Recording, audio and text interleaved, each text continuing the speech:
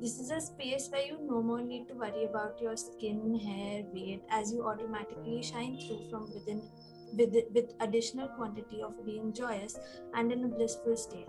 This is where you transcend from look good beauty to feel good beauty. The facilitator of our session today will be Deepti Sehgal. Deepti is the founder of Swarasya.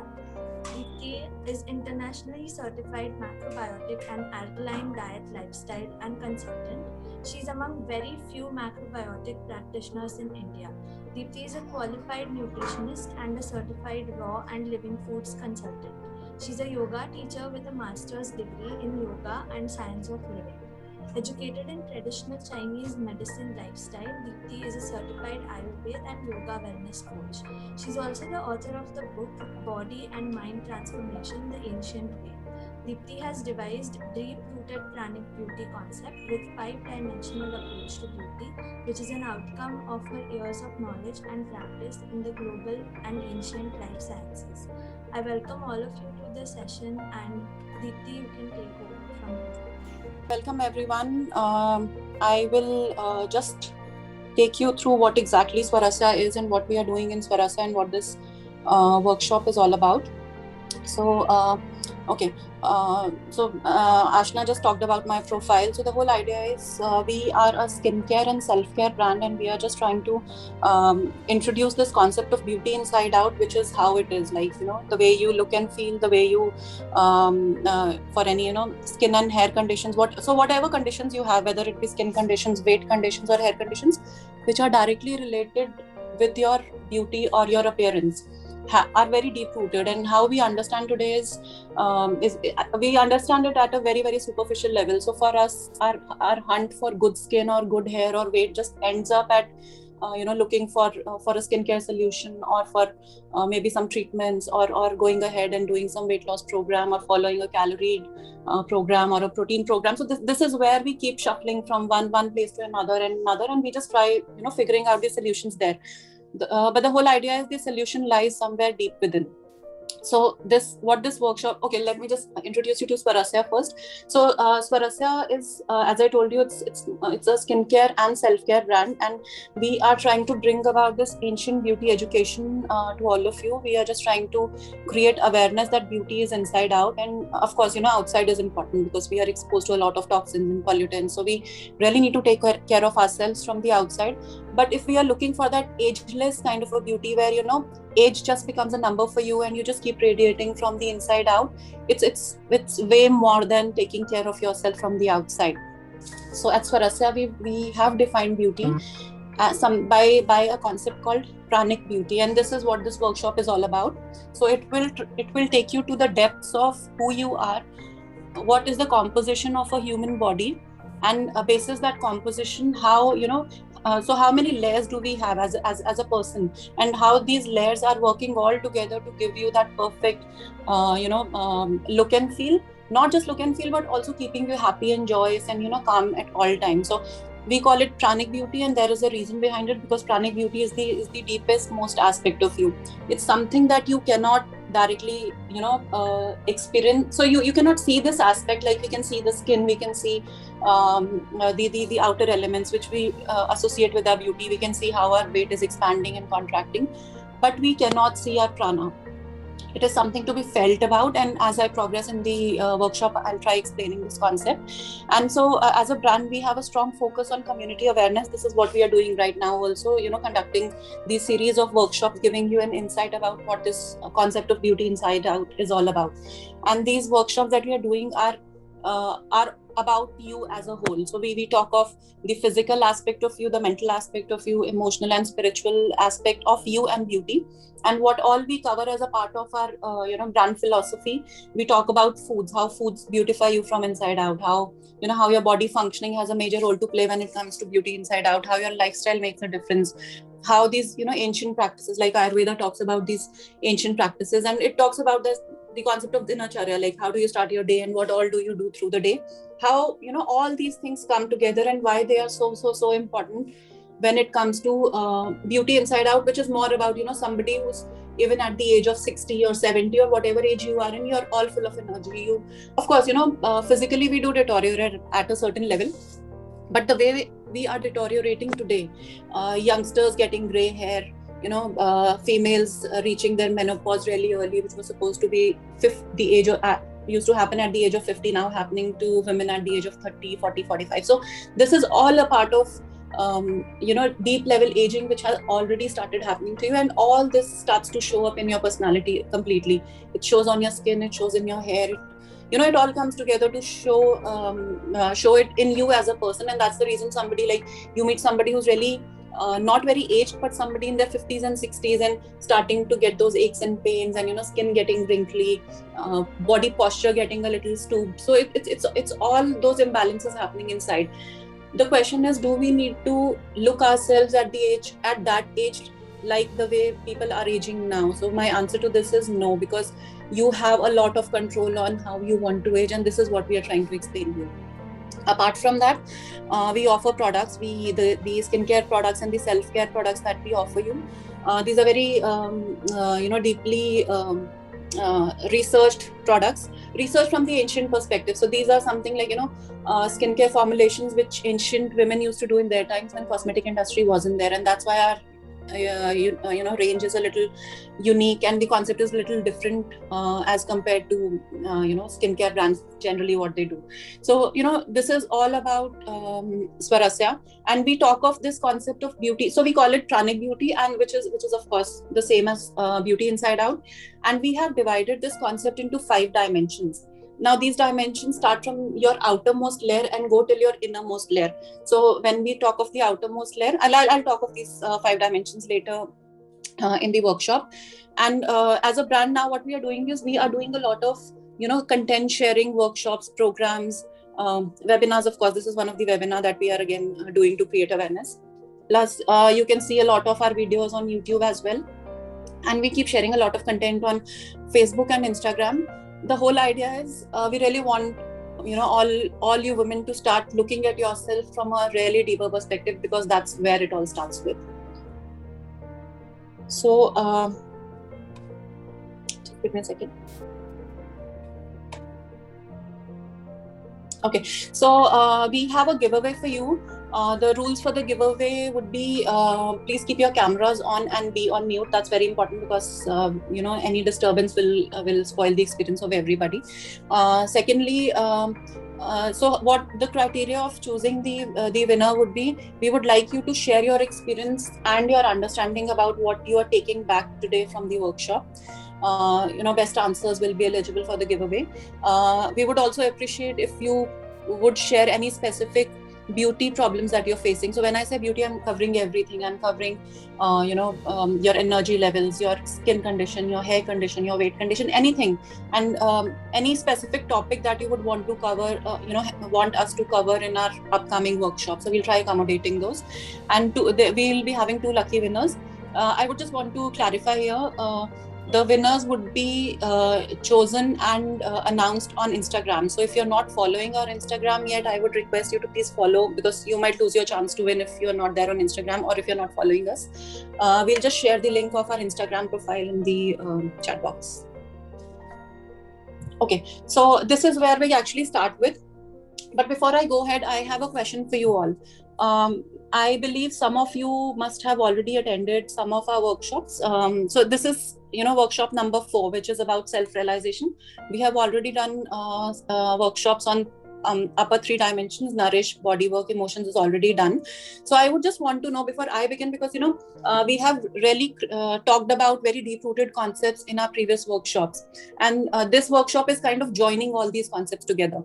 So it would be very important for me to know how many of you are joining us for the first time, because that's where I'll try to keep things in detail, and how many of you are the ones who've already attended our workshops, because that's where I'll get an idea, like how do we proceed in the workshop. So please message us in the chat box, and so we'll take the workshop accordingly. Okay, a lot of you are first timers. Okay, no problem. So if you are first timers, before we begin, I would highly recommend you to please listen to our previous workshops, because this workshop is kind of a continuation of the previous workshops that we've done. This is a standalone concept. It has nothing to do with the previous ones. But if you listen to the previous ones, you will actually start to understand the concepts that we cover in this workshop. And there are a lot of tips and a lot of knowledge shared about, how beauty happens inside out, how foods beautify you, how your body work. Like we divide body work into five sub dimensions: skincare, self-care, exercise, and sleep. So you'll come to know a lot more, in deep all these concepts, and that's where you'll be able to relate to how self-realization comes into the picture. So I'll just quickly take you through what these 5 dimensions are. The first dimension is nourish. As I told you, it starts with your outer self. So nourish is all about foods. It's how what role do the foods have to kind of beautify you. Now there are specific concepts around it. Ancient dietary practices have defined these concepts in their own language, and these are really strong concepts which we have forgotten in today's times. Specifically the concept of prana, which I will be covering today, but then in deep all these concepts we have already covered in our previous workshop. So what we'll do is we'll just share the link of our YouTube channel with you in the chat box. You can just follow us or subscribe our channel, and you can just look into the previous workshop. Of course, you'll take back a lot from this workshop also, but later you can listen to the other one so that you'll start to join the dots, about whatever we discussed today.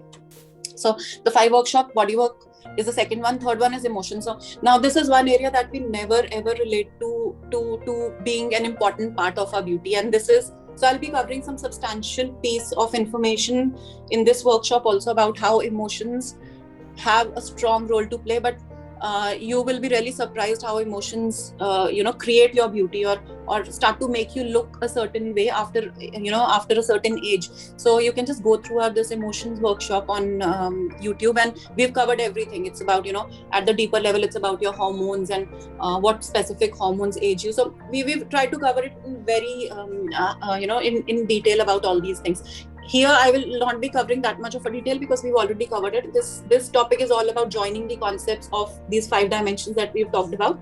And the 5th dimension is energy. This workshop we will soon be doing in another 10 to 15 days. This is even more deeper concept. So that's how, it starts with the outer level, foods, the surface level, which is your body, which is of course one of the outer aspects also. That's where you know yourself. Emotions is your inner aspect. Self-realization is your still a level deeper aspect, and energy is the deepest most aspect of you. And all these all these concepts come together to make you look and feel a certain way. This is what I'll try explaining today. Okay, so this is where we begin with. Okay, so I have a question for you. If you could again let us know in the chat box, what do you understand by beauty? And I would really want to know about this because a lot of you are first timers. So would be quite interesting to know, what is it that you think about beauty, and we know what we are about to cover, and how it's going to map with your understanding. So I'll keep the session language accordingly. So maybe if you could just help us understand, for you, what is beauty? Is it, of course we know foods and body work and emotions do work together, but if you could just in 2 liners explain us what is your perception of beauty?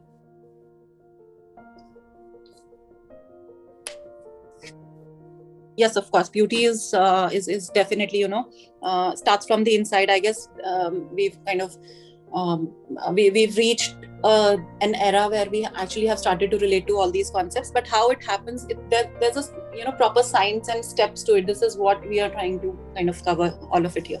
So okay, so to begin with, let's just first try to understand the 3 dimensions that I just talked about. For the ones who are new to these concepts, I'll again repeat, going through the previous workshops will help you. The previous workshops would be about nourish, about body work, and about emotions. So these 3 together will relate to the concept that we are talking about in this screen.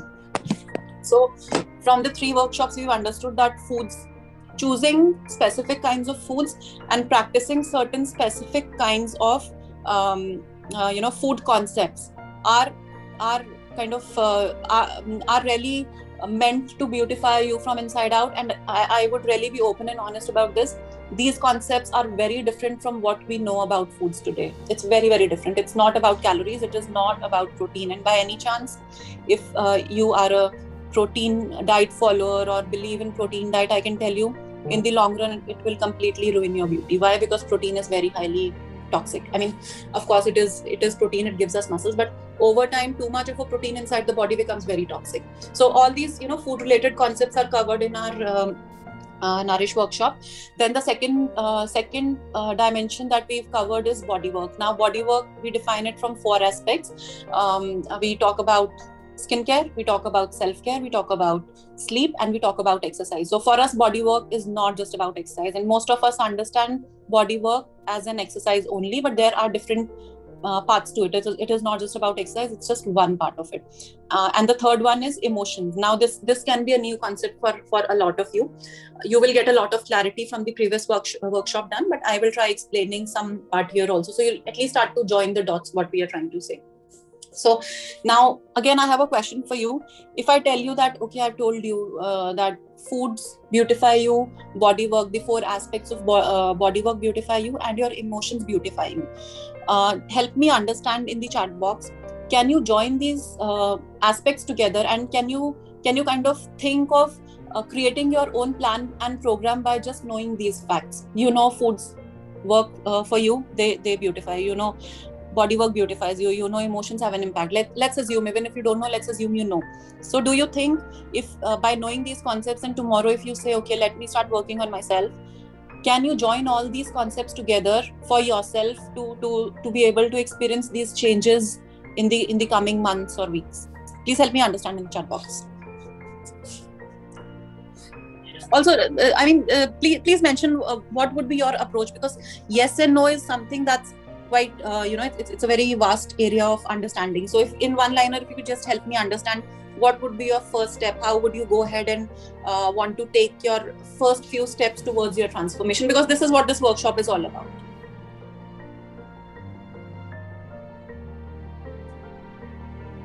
Okay, Charu says, I will be working on my emotions. Anusha says, we have to start from surface level to the deep.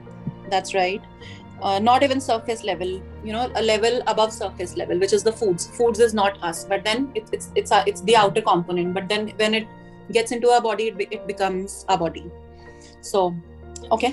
So, great. So now what I'm going to tell you in this workshop is, 1, how do you join these concepts together and have a program for yourself where you can start to work on your beauty aspect from the inside out. And there is a science to it. Like if you one fine day decide that, okay, let me just start exercising, I will not work on my diet. Or when you say that, okay, let me work on my emotions and let my exercise aspect, because I don't like exercising, and let me some part of it work on the foods part as well. These are incomplete concepts. When you bring all these concepts together is where you start to see the changes happening, right? So, and there is a science to it. As I said, what is this science? This science has not been captured by modern science. The concepts that of course, modern science has now proving these concepts. They are now proving it. And how are they proving it? They are proving it by proving the functionality of our body. They are proving it by telling us that there are certain specific hormones which work within you in a certain way, which ultimately result in giving you a good skin and do have an impact on your overall appearance. So that's something that modern science has started doing, but then it's again a very it's a one-sided approach, because they're just picking up one piece, they're not talking of the other piece, so they're not joining the dots. Now this concept of self-realization is a very ancient concept, and this has been talked about very, very deeply in the sciences of Ayurveda and yoga, and other ancient sciences as well, something like traditional Chinese medicine, which is something like Ayurveda of Japan and China. It's their ancient health science. So when they talk of this concept, they do not start with food, they do not start with body work, and they do not start with emotions.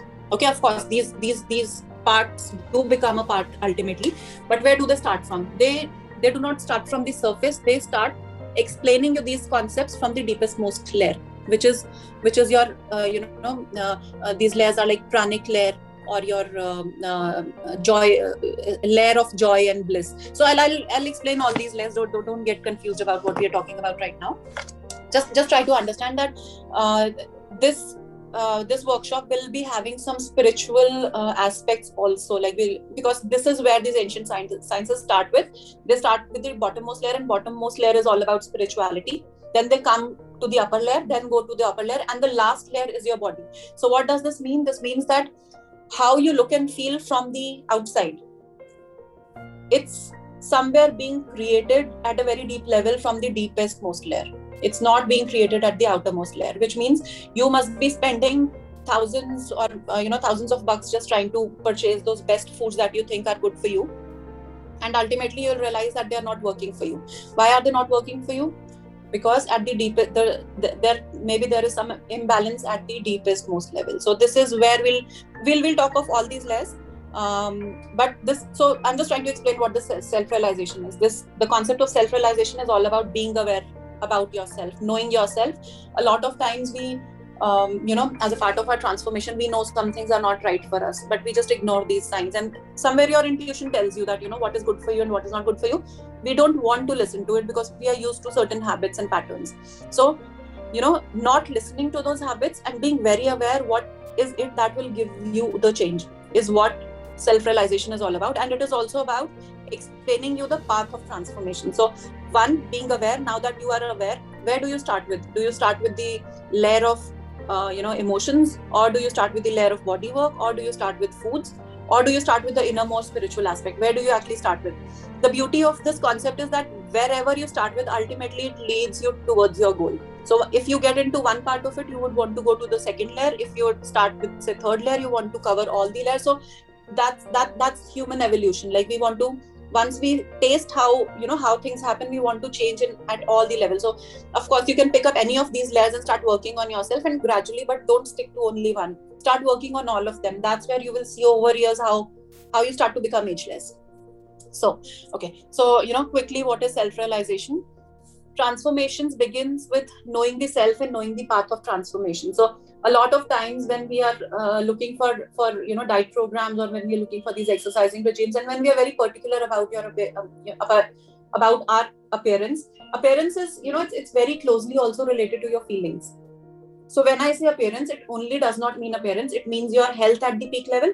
It means your feelings at the peak level. Why I will be relating it to appearance, and I'll be using the term appearance as a substitute also for health and well-being, because this is what, as a brand, we are trying to make you aware of, that health and beauty are not two separate things. They are one. It's like one. But then when I use health, you'll not be able to relate it to beauty, and that's why I'll use the term beauty. But then when I say beauty or transformation, or so these concepts equally mean your health at the peak level, equally mean your emotions and your moods and your state of mental health at the peak level. So transformation begins with knowing the self and knowing the path of transformation. That's the very first thing. We should know how do I have to proceed, and what is the science behind it. Like, I know that I have to work with foods, I know I have to work with my body, I have to work with my emotions, but why do I have to work with these parts? Is the science of self-realization. This is what we'll cover. We also have to understand that the transformation happens at all levels.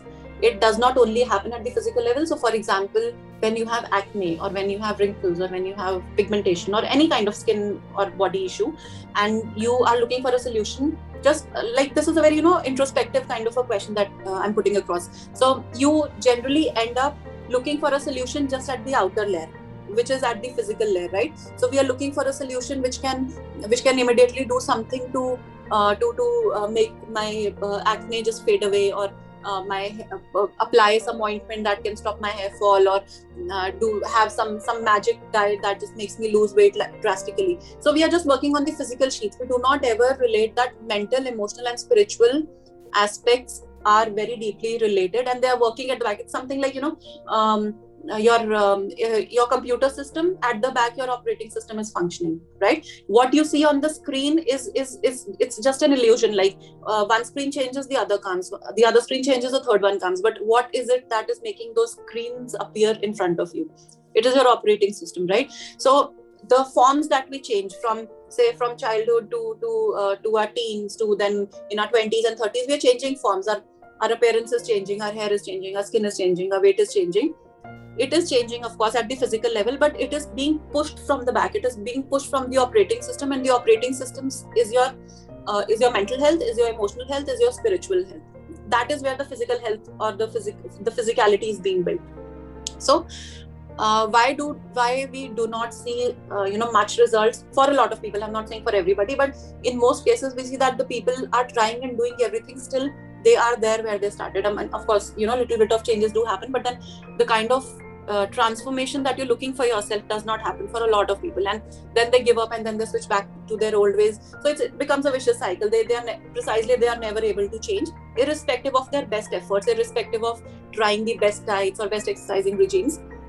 Why? Because your efforts start at the physical and end at the physical. They do not go to the deeper layers, and most often, not most often, I would say 99.9% of the cases, one of the windows is closed. What are these windows? Either mental window is closed, or emotional window is closed, or spiritual window is closed. Like you are just not aware that these layers also exist.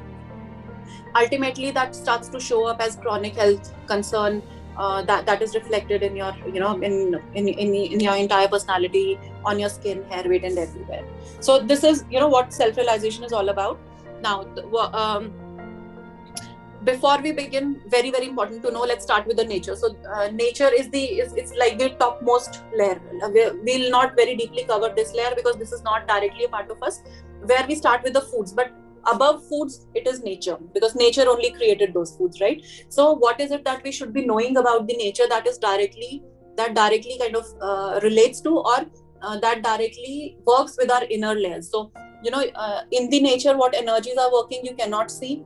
In your body, what energies are working you cannot see. What you can see is, in the nature you can see trees and all these natural elements, like you can see the mountains and rivers and all that, but sun. But all these elements have their own energy. For example, water is cool in nature. Like, I'm not saying, like, of course if you heat it, it'll become heated, but then it's in its natural state, it is cool.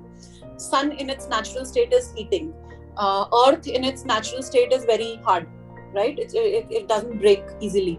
Then air is very volatile. It's like subtle, you cannot see it. And space is something that exists everywhere. So this is the energy of the elements. We cannot see it. We know, we experience it every day. And that's where I'm saying you feel it rather than seeing it.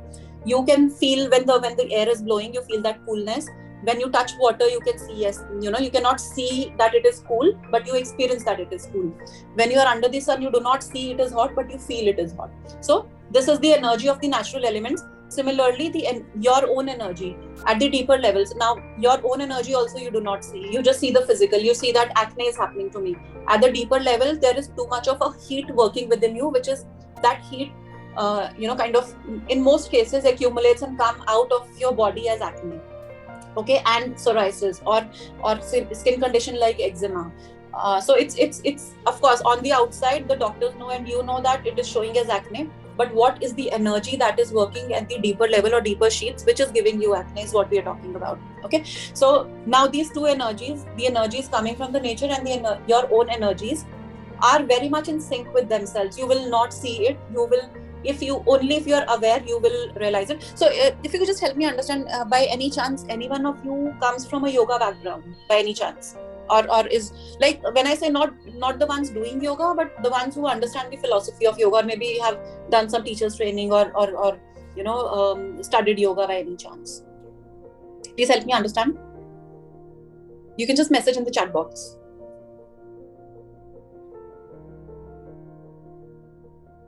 Okay, seems like nobody's there. Okay, so these all these concepts are very deep rooted, and these are philosophical concepts. These are not physical concepts, and that is the reason they are not a part of science. They are not a part of what modern science tells you. Modern science just tells you. Modern science does not get into energies. It does not understand energy. It does not. Of course, it knows that sun gives you heat. Your body has heat, but then the way of treating you or looking at you is not those energies. The way of looking at you is just the gross, just the physical, what shows and what is proven, which is if say for example you have an acne, it is proven. Nobody has to prove it, it is already showing. But if somebody tells you that this acne is showing up because you have too much of heat inside the body, you cannot prove it. Nobody can prove it. So science will not believe in this concept. But these are the concepts that Ayurveda talks about. These are the concepts that yoga science talks about. So I am coming from the same modality or same understanding, and this is what I'm trying to explain you all. So be very very open, because all these concepts may take a little while to get into, you know, into your psyche. So the very first thing where we start from is we first need to understand that we are one with the nature, we are not different. And you can, if I'll just give you an example, maybe you all can relate to, if you can relate to this concept, just for a second, just self-reflect and think about yourself, and just try to recall a moment when you feel very excited and happy through the day, and also try to relate the same feeling and try to figure out if that feeling happens to you every day at the same time. Like, for example, I'll give you my example. Early morning, if I go under the sun, I feel very excited for no reason. Okay. Now, science cannot prove this. For science, you are happy. I mean, you know, there's no science. There's nothing to talk about. If you're happy, you're happy, or if you're sad, you're sad. But if you get into these ancient sciences, they will tell you you are happy. Why? Because you are imbibing the energy of those 5 elements standing out in the nature. And for somebody who does not get out in the nature, and for the people who are very used to going for a walk in the morning out in the nature, for no reason, they're always happy. Like, they come back with a very subtle mood and a very happy mood. And that's a common trait for almost everybody who goes out for a walk, even if they did not had a very good mood before going, but when they come back, they're very in a calm state. Now, this calm state, science will not prove. Like, you know, if you're calm, okay, you're calm, that's okay, that's perfect. But why did that calmness happen to you when you came back, while you were not in a good mood when you left? Okay, so now what happened was your energies met with the energies of the nature, and morning time is the sattvic time. It is the time when nature is kind of expending its energy in the nature, like, very openly. That is the time when you have the most that's the most fruitful time for you to fill your energy bank inside the body also. And that's the reason in ancient sciences it is always said that, you know, wake up early and go to bed early to bed and early to rise. We know that. So it's not just a phrase, there is a lot of science behind it, one. And there's a logic related to these deepest most layers also that we are talking about here. So these that energy gets into your energy, and once you get that energy, you automatically, it's something like an electric system. There's a bulb which is not lighted, and as soon as you light it, as soon as you give it its power, it starts to light. You get lighted when you get your power. Where do you get your power from? You get your power from the 5 elements of the nature at the nature's level. Not that you get all the energy from there. In our daily routine, there are 100 things that we get energy from, but that's where it begins with, from the nature's level. So we are one with the nature. So maybe you're doing, if you are a person like, in a day, because you have to exercise, you will pick up any time, whether it be 10 o'clock. These are practical examples. In my practice, I have seen people getting into this exercising mode maybe at 10 o'clock at night, and for 2 hours just exercising till 12, or getting into exercise for 9. Not that I haven't done it. I mean, till the time I was not aware of these concepts, even I have done it. So for such people, what are you doing? You're kind of flipping your body clock. Your body is supposed to rest at night. Nature is telling you, because dark is setting in, slowness is setting in, your nature is telling you that you should be slowing down. And at that time, you just started to get active. You just, you become a party hopper. You just go out and enjoy by say 9 o'clock, and then you come back by 12 or 1 or whatever. What are you doing? You're going anti-nature, because night is the time when, so, it's, and again, it is not just philosophy. Science is now proving this concept. How it is proving? At night, you are releasing certain hormones which automatically make you feel drowsy. Now, again, a point of, thought. Why does it happen that all the human beings, rather all the species on earth, except of course owls, start to get drowsy and sleepy at night only? Do we ever think about it? Why is it? Like, why can't we sleep non-stop 8 to 10 hours in the day? Of course, we can sleep for 1 to 2 hours, but how non-stop 8 to 10 hours we cannot sleep at the daytime, but we can sleep at the night time. How does that happen? It happens. It not just happens at the bookish language. It happens because our body is functioning a certain way. We are releasing certain chemicals, and these chemicals are very deeply aligned with the nature. Like this hormone that I'm talking about, melatonin, which gives you the sense of sleep, that makes you feel drowsy. Your body senses it. Your body is very intelligent. It's beyond your senses. You would not be even knowing what all your body is sensing. Your body can sense fear. It can sense love. It can sense everything, which you will not realize as in your senses. So as the body senses dark, it will start to produce that hormone melatonin, that will start to give you drowsiness, and that will give you sleep. Now this melatonin is a common hormone in all the human species, and that's the reason everybody at the night time starts to get drowsy. If you beat that sleep, if you say no, because this is the time when I will enjoy, if you say 9 o'clock is the time when I get time for myself, and these are all practical examples I'm trying to give you, because in my practice I come across a lot of people who say that way. It's like, my kids sleep, my home chores are finished, and this is the time that I have for myself. Now this is the time, if I want to exercise, I'll utilize this time. I really try to explain them, you are human body, you are not a machine that you can just switch on and switch off anytime. You are very closely, directly, the fuel that you're getting in is not fuel like a petrol or a diesel which can be put in any time. Your fuel is directly synced or being charged by the elements of the nature. Food is just a tool, one of the tools to recharge you, but food is also coming from these 5 elements. It is only when the plant is taking sun's energy, it is taking water energy, it is taking earth's energy, it is taking minerals from the earth, and that is how a plant is becoming a plant, right? So that plant is also taking all these energies in a specific manner. It's kind of releasing carbon dioxide in a certain manner at a certain time frame. It's kind of uptaking oxygen in a certain manner. So everything is very tightly, closely related with the nature, is what I'm trying to tell you. And it is science. It is not a bookish thing. Of course, it started with Ayurveda and yoga sciences and all these ancient sciences. They knew about this. Science now is just proving it by proving all those hormones and chemicals and body functioning going up and down, proving that this problem happens because these hormones get upside down, because we do not live by the rules of the nature and all that. So it is happening. That shift has started to happen. But ultimately, all these things come together to kind of create you as a person, making you look and feel a certain way, making you deciding whether or not you will be a happy or a healthy person, irrespective of whatever you're doing, irrespective of whatever foods or body work you're choosing for yourself. So these are some of the 5 rules, rather 4 rules that are like universal rules, I would say, and this is the way to go. Like, when you think of yourself from any perspective, beauty perspective or health perspective, or just for for your self-care perspective, whatever, the very first thing that you need to know is you have to be in sync with the nature. That is where your transformation will actually begin with, because your chemicals will change inside. Okay, this might again be a little novice concept for you. If you want to understand this concept, please listen to our emotions workshop. We've covered all these hormones and all these chemicals in detail in our emotions workshop on YouTube. So I think we've already shared the link on chat box. You can just go and check these later whenever you have the time. So coming on to these four principles, the first one is we are one with the nature.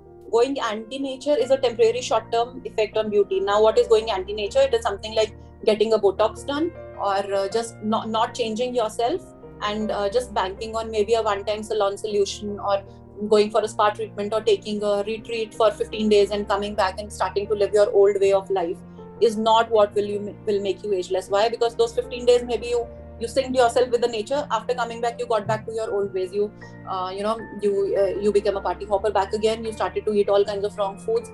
You did not bother what is the gap between your sleeping and eating time. You did not bother about anything, but you thought, let me go for a retreat, 1 week's retreat, let me clear everything, and then let me go get back to my own ways. So this is not a long-term plan. This is just a short-term plan. Temporarily, it might give you some positives, but if you say that by the age I'm 50s or 60s, or till the time I'm alive, I'm at the best of what I can be, this going anti-nature will not give you that. Okay. Second thing, we are not just physical but energetic, high vibrational beings. I will cover this aspect later. So this is again a little technical concept, but when I cover the layers, I'll explain you that there. But just to give you an example, by any chance, when say for example, your 10th board exams results are awaited, or your child's 10th board exams or 12th board exams results are awaited, okay, and you are very eagerly waiting, you're very nervous, and your energy is really going down, your heartbeat is going shallow, and you don't know what is going to happen and all that. And suddenly, when the result is out, you come to know that your child scored maybe 98%. Okay, immediately that energy runs within you, right? Immediately, like you just feel at the top of the world. What you were feeling just fraction of seconds back, that feeling is all gone, and that energy. So what is it? It is not your physical self. It is your inner. It's your inner, second layer. which immediately gave a rush of that positive energy, which you felt in your moods and in your happiness and in feeling like jumping. So this is what is energy. You cannot see it, but you can feel it. It can just make you just jump like anything. It can just make you go out and do anything and everything you want. So the third concept is results do not happen quick fix, which is what modern world has made us believe. Any kind of result, if it is health, if it is weight loss, and this is where the concept of calories, something that though I'm educated into it, I am a clinical nutritionist, but I do not believe in this concept. Like after studying all these ancient concepts, this is something that I do not, neither I work on, nor do I believe in. It's a very short-term concept. What you are not working on the deepest most layer as a part of calorie diet or a protein diet. You're just working on the physical layer, on the topmost layer, by depriving body of certain things and adding something else to the body. So your body needs a balance of everything. When you create imbalance by taking out something and adding something, is where the imbalances start to happen. Short-term effects definitely might happen, like you will build muscles and all that, but as soon as you shift away from your routine, in a few months or years, you will see you will reach back again. And this is what we see happens with a lot of people most of the times. And the agelessness is a result of positive shift in all 5 levels of existence, which we will understand in the further slides. And there is nothing like a quick fix. There is nothing like a quick fix, and this is one of the biggest challenges that we face in as a part of our services under Swarasya, because a lot of people who come to us for taking our dietary program for that Beauty Inside Out, specifically for the ones want some quick result. They just want that, okay, let us just go through this 3 months of a program, and immediately my hair will change, and immediately my skin will change, and everything will change, my weight will go off and all that. It is not like that. Just to give you an example, nature works very, very slowly. Like from morning till evening, nature takes 12 hours to convert light into darkness and darkness into light. Okay, nature takes 365 days to complete 1 year. A human baby takes 9 months to take birth in the world, right? So everything that gets created in the nature, that process is very, very slow. That's how nature works. Nature is in no rush at all. What is going wrong with us in today's times is we are in a complete rush. We just don't want to give time to ourselves, neither to the modalities that tell you that time is the solution. You really need to dedicate yourself and keep doing things, and let the time bring about changes or transformations within you. So there is nothing like a quick fix. Nature is never quick. It's rhythmic, it's slow, and it's steady, and you need to pick up this rhythm of the nature. You need to be rhythmic, you need to be slow and steady, and gradually you need to keep working on yourself at the level of all 5 layers, is where you will start to become ageless. And this process the good part is this process can happen any day, whenever you become aware of it. If you are at the age of 50, if you are at the age of 20, if you are at the age of 30, 40, whenever you become aware of this concept and you decide that, okay, yes, I'm working on myself, I'll be disciplined about what I want to do, that point on your transformation starts to happen. But the process is going to be really, really slow. What you need to do is you just need to keep going and going and going. It is not going to work something like a calories or a protein, but we know if they are quick fix, they will come back equally soon. When you're working slowly and steadily, these are the permanent changes happening within you. Okay, so what brings about this shift in self-realization? Okay, what is it? Rather, why should we be thinking of this concept of self-realization? What is it all about? Why should we do it? So some good facts. I think we have some good facts to work on ourselves from this self-realization 5-dimension or 5-layered perspective. Why? Because radiant beauty, sparkling eyes, somebody whom you see maybe at the age of 70 or 80. I don't know if maybe if you can just recall somebody in your family or known. If you know of somebody who are very happy-go-lucky kind of people in their maybe 70s or 80s or 90s, for example, and not just those ages, any ages, maybe 20s or 30s. Why I'm taking the example of 70s or 80s? Because that's where whatever you've done over years completely shows on yourself. Completely, like you're losing muscles, and your face is completely wrinkly, and your teeth is falling out and everything. So the spoiling of beauty and it being shown on you starts to happen somewhere in 60s and 70s, and that's why I'm continuously talking of these ages. But this concept is applicable to anybody at any age. So, there's no specific age marcation that I'm talking about here. But what I'm trying to say is, somebody who's become really shrunken in their 60s or 70s, and whose face is completely wrinkly, muscles are all gone, and the bony cheeks have come up and everything. And there's another person of the same age who doesn't look that age. Somebody who's still retaining his or her muscles, somebody who's very vibrant and happy and happy-go-lucky and just flows with the flow of nature and time. The comparison or the difference between the two majorly is that the one who looks really nice and happy maintains a very high vibration. Okay, this is a very broad concept, but what the 5 layers that we cover are the route to this high vibration, rather, I would say. And that's why it is important to know why we should be thinking about shift and moving more towards a high vibrational kind of a life. So, radiant beauty, sparkling eyes, smooth skin, whatever you want for your beauty, weight or whatever, it is a very natural phenomena for the deeper layers. At the physical layer, we really have to struggle a lot, and we know that some days we are going to some nutritionist, some day we are going to some gym, some day we are trying jogging and doing whatever we want to do without working on the rest of the 4 layers.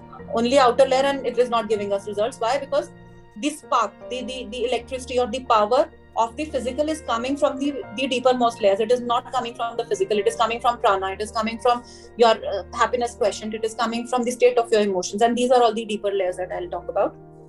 So, optimal weight, all these, characteristics of beauty are a natural phenomena. Like, if you can maintain a high vibration, you will never have to think about how my skin looks, how my weight is, how my hair is, because automatically, when your body is at its peak working capacity, all these are just the side effects of a high vibration. When you're high vibration, good skin will happen to you automatically. You don't have to do anything.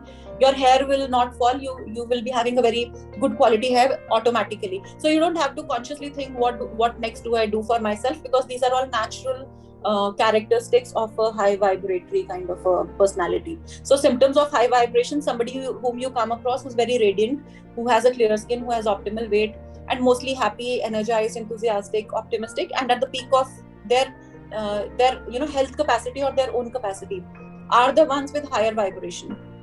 Symptoms of lower vibration: somebody having constant health issues, and these constant health issues can be as minor as a cold or a cough regular, or somebody having sinus for a lifetime, even before they know, or they don't know, whatever, or these basic health concerns like fatigue, tiredness, not feeling like getting up in the morning, being very lethargic and lazy through the day, not achieving much through the day, and mind running 100 places, feeling low and depressed. These are all the characteristics of low vibration, and these ultimately start to impact our physiology, our beauty systems. I'll talk of these beauty systems later, but there is something called beauty systems. To get deeper into this concept, please listen to our bodywork workshop, which is there available on our YouTube channel. We've covered all these beauty systems very much in detail. So that's where you will start to relate like how our physical body and our systems create beauty from inside. So ultimately, if you are suffering from this lower vibration kind of mentality, it will show everywhere. And this lady that I just talked about, the example that I gave you, somebody who's lost the muscles and who feels very low and depressed and bony cheeks and all that, is a typical characteristic of a very lower vibrational kind of a personality. Okay, so this is why we should be working on self-realization and thinking about going high vibration. Now, I will not cover these beauty systems concept in detail, because as I told you, it's already covered in our beauty workshop, bodywork workshop, sorry. I would highly recommend, please listen to it, because that can be really transformational. Rather, if you listen to all our all dimensional workshops that we've done, Nourish, Bodywork and Emotions, and now this one, your perception of beauty will change forever, and you'll get a very new direction of working with yourself, which is the route to agelessness, rather, I would say. So again, coming back to this quickly, I'll just in one liner I'll try explaining you. These are the systems that almost all of us have studied in biology. Now, as I told you, that health and beauty is one. It is very highly correlated. So which means our circulatory system, respiratory system, lymphatic system, elimination system, digestive, hormonal, nervous system, muscular, skeletal system are the systems. If they are functioning all right, if they are all well, you will be the kind of peak personalities whom you idolize, maybe some celebrity, or you want to be somebody like not look like somebody, but then you really like how somebody maintains themselves in a specific age. So like I'll like somebody like Malaika or Shilpa Shetty, who are like at their good ripe age, I mean about to get into the riper age, but they don't look their age completely. So somewhere what have they worked on or maintained for themselves is their inner integrity, the integrity of their organs, organ functioning, and the integrity of their prana. So these two work in coordination together. So all these beauty systems, how circulatory system is related to beauty, because it is all about blood, and the color that you see on the face, the radiance that you see on the face, that that rosy kind of a tinge that you see on the face, it's no magic, it's not a by chance kind of a thing. It is basically the hues of pure blood showing from the underlayers of the skin. So if your blood is really pure, your complexion automatically will show up rosy and really blushed kind of a complexion.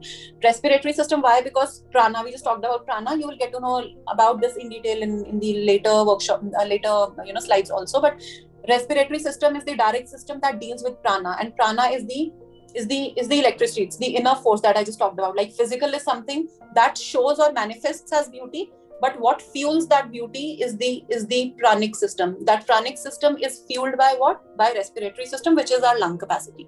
Then your lymphatic system, which is the cleansing system. So if you're holding a lot of toxins, this acne, pigmentation, wrinkling, and all kinds of skin and beauty concerns that you come across are nothing but too much of accumulation of toxins in your lymphatic system. So that is why your lymphatic system also becomes your beauty system. Then your elimination system, something like your skin, which is through your sweating, or through your bowels, which is your colon, or through your urinal system, which is your bladder, or through your breathing, which is your lungs. So all these systems, when come together, are elimination systems. So at any level, if you are blocked, say for example you experience cold and cough, or respiratory issues constantly, or you experience you are constipated all the time, or maybe you're not drinking enough water and your bladder, you're not eliminating or urinating much through the day. What are you doing? You're holding a lot of toxins inside. When you're holding toxins, how will it? So body cannot retain toxins. It has to get rid of toxins, otherwise you will not be alive. So what body does is either you support the body for elimination, and if you're not supporting, body will automatically find its ways. How will it find? It will start to throw out the toxicity from other channels. It will start to throw out toxicity from the skin. When skin is showing toxicity, it's nothing but acne, but pigmentation, but wrinkles, and all kinds of eczema, psoriasis, nothing but your own toxicity coming out of the skin, because your other channels are not open. Maybe you're not breathing well because your toxins are not coming out, and so your toxins are not coming out, or you are not eliminating well. Maybe your colon is blocked, you're constipated. So whatever toxins are there, if they're not coming out of colon, they will come out of skin. If they're not coming out of your nose through carbon dioxide, they will come out in some other form. So that's why these all collectively become your beauty systems. Then your digestive system. So rest of the other systems are a little elaborate. I would request you to please listen to our bodywork workshop. You'll understand this better. I'll not kind of get deeper into it, but just for your understanding, please be aware that whatever systems we've kind of studied in science in the past are very much your beauty creating systems also, and you really need to work on each one of these systems if you are looking forward to be that ageless kind of a person.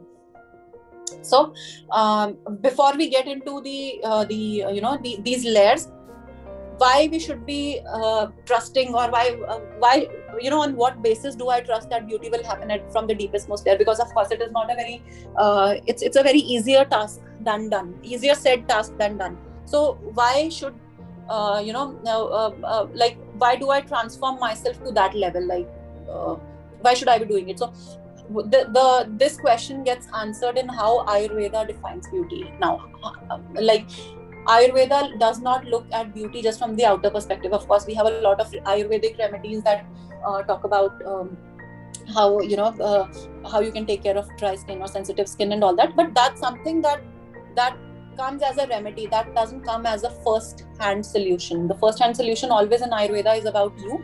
If at certain level what the things that you're doing are not working for you, that's where the remedies come into the picture.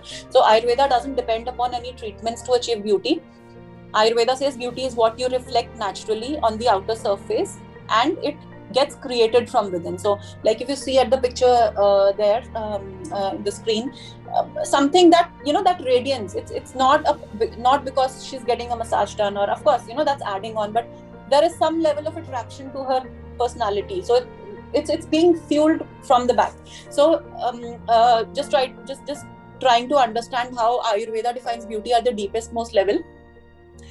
There are 3 definitions of beauty in Ayurveda. The first one is Rupam, second one is Gunam, and third one is Vayastayag. And this is their beauty mantra. Like if you get deeper into the Ayurveda text, it's actually a mantra, it's a verse. That's how they define, like under how the way they define beauty. And it's not a complete mantra. It's I don't recall the mantra right now, but it's a 2-line mantra.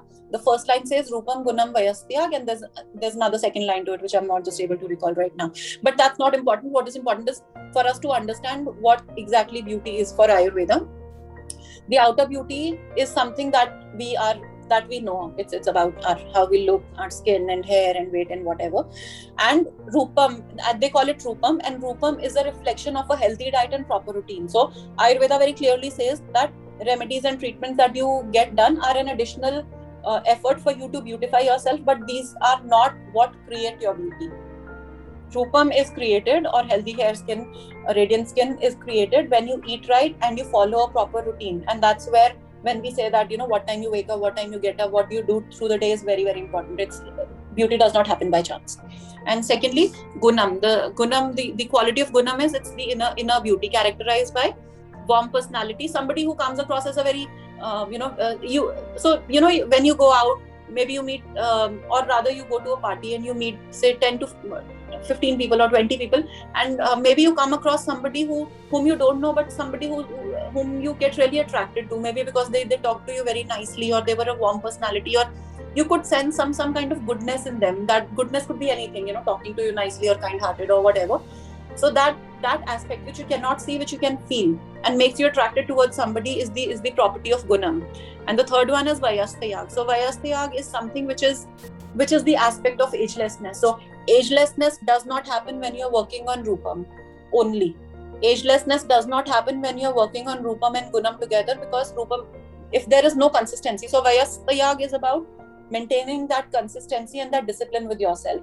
So if you're not disciplined, but you are doing everything for Rupam, you are a warm personality, and but you lack consistency, then you are not on the path of agelessness. Agelessness happens when which kind of makes you last for a very long time, or till the time you're there, you're all full of energy. And of course some deterioration will happen, because we cannot be immortal forever, but the level of destruction that happens inside our body, and rather in today's times the way it is happening with our kids and all around, that level of deterioration, you can really control it. You can stop it, you can make it very, very slow. And that slowness, ultimately internal slowness of deterioration, ultimately shows up as younger looking you, or maybe you looking lesser than your chronological age. And this is what the difference that we just talked about between 2 old ladies is what I'm talking about. So, and this is about discipline. Like, I'll give you a very interesting example. So I just I just read it somewhere, maybe I don't know how true it is, but a good example to share here. So I was just reading some gist of biography of Rekha, the actress, and there was something written about her, that she has been practicing yoga for last I don't know, 35 years or what. And this is something that I read maybe 5 or 6 years back.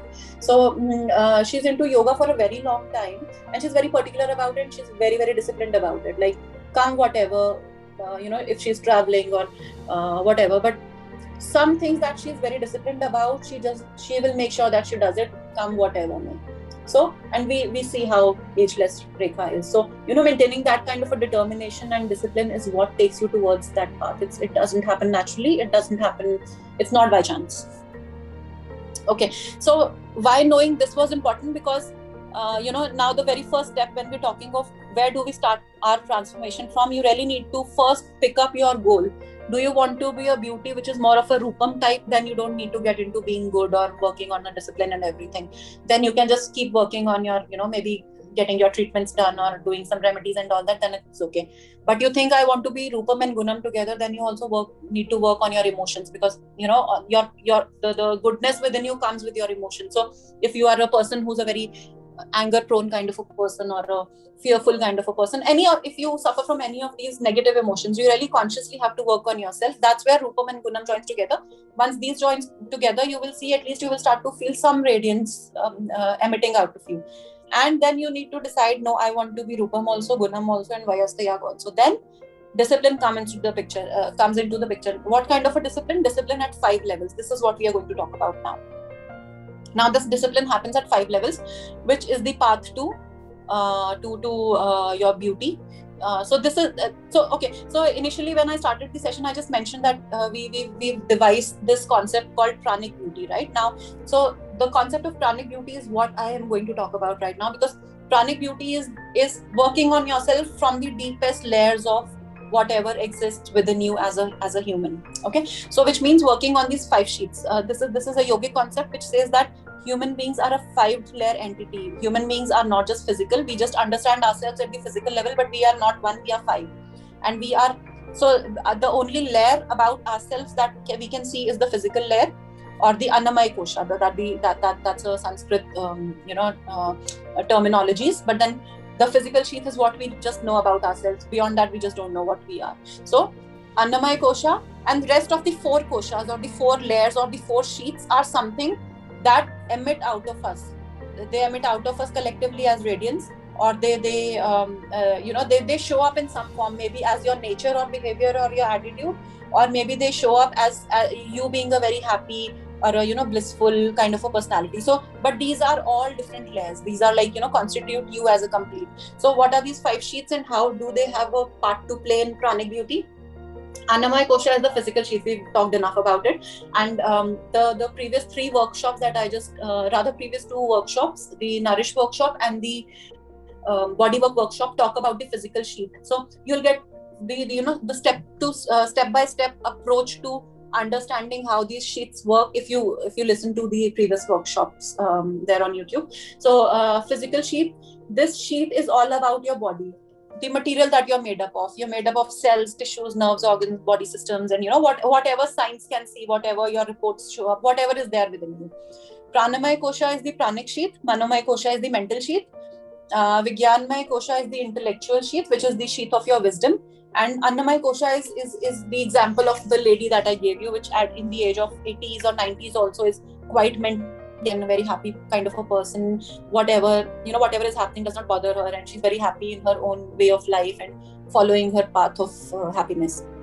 So that is the level of Annamaya Kosha, Anandamaya Kosha, which is the bottommost layer of how you exist. So how these layers constitute you.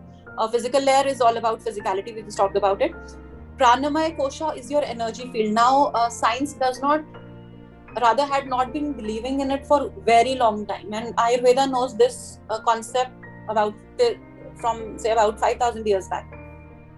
Science has now started to prove this. Like it's a very this science is something that's coming out very, very slowly, but science is now proving it. There are healing modalities now coming up all across the world which heal you at the pranic level, which heal you at the energetic field. Something like acupuncture. Acupuncture is nothing but pranic level healing. So what it does is it creates balance of prana within your energy within you with the use of those needles inserted at different places, where through the channels of where your prana flows, and then you regulate your prana by inserting those needles at certain places. It is a science in itself. It's not a very easy science, but people who are educated into it and have practiced for a long time, it's more of an intuitive science, I would say. So this is your energy field. How do you experience it? You experience it in the form of energy. Like I just give you this example of you're awaiting result of your child, and immediately you were fueled with energy. You did not eat anything, you did not do, but just by listening 98% you got fueled. So that 98% word was enough to infuse that energy within you. So that's Pranamaya Kosha. That works at the pranic sheath. Mental sheath is your level of emotions. Now deeply you will understand this through our emotions workshop on YouTube, but this is everything about your emotions, feelings, likes, dislikes, fears or phobias, like whatever emotions you're going through, positive or negative, whatever. Then the other deeper layer is the Vigyanmaya Kosha. So this is the the layer of wisdom. Like maybe your intuition, your inner voice, or sixth sense, or your belief system, or your values, or your intellect. Like, like for example, your mind is telling you, like for example, there's a forest, and you're going somewhere, and somewhere your mind is telling you, let's go for a ride there, and it's going to be really exciting, and let me take this chance. And somewhere your body and intuition is telling you, no, it doesn't seem safe. Something within you is telling you it is not safe. So the part which is telling you that let's go and have fun, because mind is very the nature of mind is very monkey kind of a nature. It wants to do anything and everything. But what controls the mind from doing right or wrong is the Vigyanmaya Kosha. It is your inner wisdom, or your higher understanding, or your sense of judging what is right and what is not right. So that's Vigyanmaya Kosha. And Anandamaya Kosha is your being of self with the nature. Again, this concept goes back to this concept, the very first rules that we discussed about your connect with the nature. So and we know that, like, if you relate to it, like when you go to the mountains, you automatically feel happy. When you go to a beach or a sea area, you automatically feel happy. So there is some energy in these natural elements and the nature which connects with your Anandamaya Kosha, and these koshas are in every human being, and that's the reason anybody and everybody who goes for a vacation by default feels happy for no reason. So because we are made up of these koshas, and these koshas are associated with nature in their own ways, which at the sense level we may not realize, but our body is automatically sensing them all the time. So these are the 5 layers. If we are actually looking for agelessness, these are the 5 layers that we actually need to work on. So what we do, we just keep working on improving our cellular health. We keep working on improving our tissue health, working on our organs, on our beauty systems. Rather, we don't go to even this level also. We just work on our skin. Physical, from the physical body perspective also, we are just working on one part, skin. This cream, this ointment, this treatment, we are not even thinking about internally what are the beauty systems which are creating that skin, what is the state of the cells, how it is creating me from inside. Leave alone all the other 4 koshas. We are just not aware of all the other koshas. So what is the path of your transformation?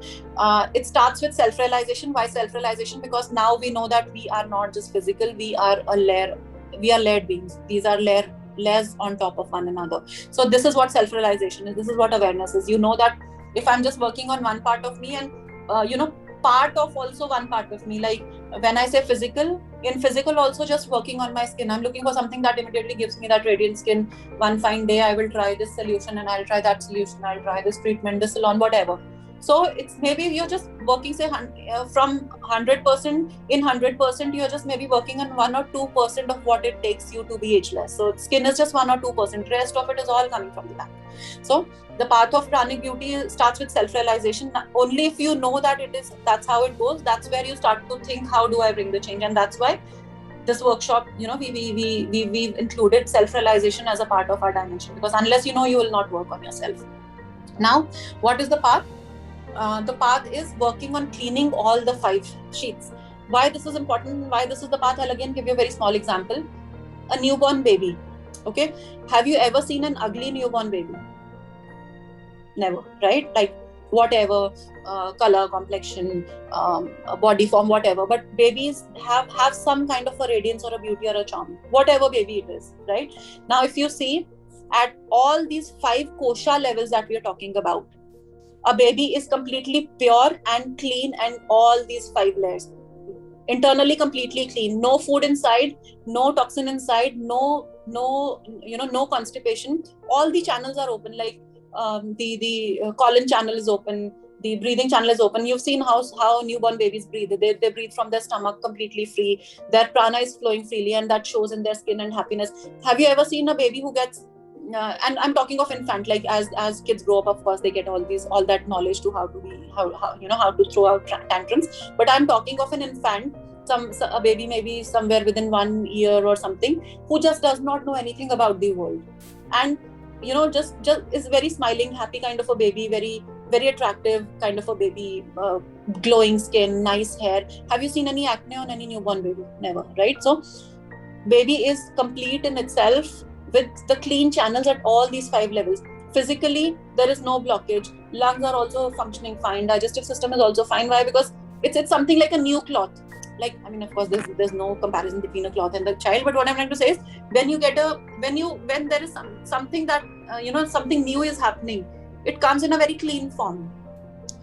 Energy is complete, physically they are all clean, mind is like happy, they just don't know what tantrums is, what sadness is, what depression is. They just don't know. They are happy in any situation. They are just happy. Even if for the newborn babies, I guess in this COVID situation also, for a lot of infants who lost their parents, just don't know what happened to them. You will find them still being happy and going lucky, because that awareness of the wrongs has not developed in them yet.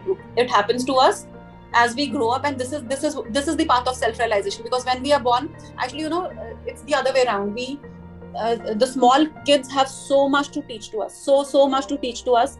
As they grow up, we start teaching them. But if you look at from the happiness or Anandmaya Kosha, how to attain that Anandmaya Kosha, nobody than a small baby can teach you.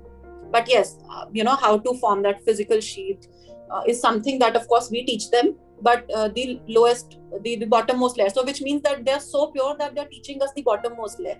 And then Vijnanamaya Kosha, which is higher conscience and inner voice. For a lot of kids, if they are scared, they will start, even if nothing is around, for no reason, they might start just crying. And after a certain while, you will realize later, why did they start crying? So their intuition is so strong, they can sense things from a very long distance, and they can convey their emotions either by crying or showing a certain specific kind of attitude or a behavior. And Anandamaya Kosha, of course, we know that they are by naturally drawn to the nature. Like, you take them out, they want to just play around in the trees, go out in the mud, they want to go in the water. You really have to stop them, but they don't know that it can be dangerous for them. They by nature only want to be there. So what does this mean? That somebody who's very clean from inside at all the five sheath layer is somebody who will radiate from inside out, something like a newborn baby, or a baby or an infant who's like, say, 1 year or a few months old.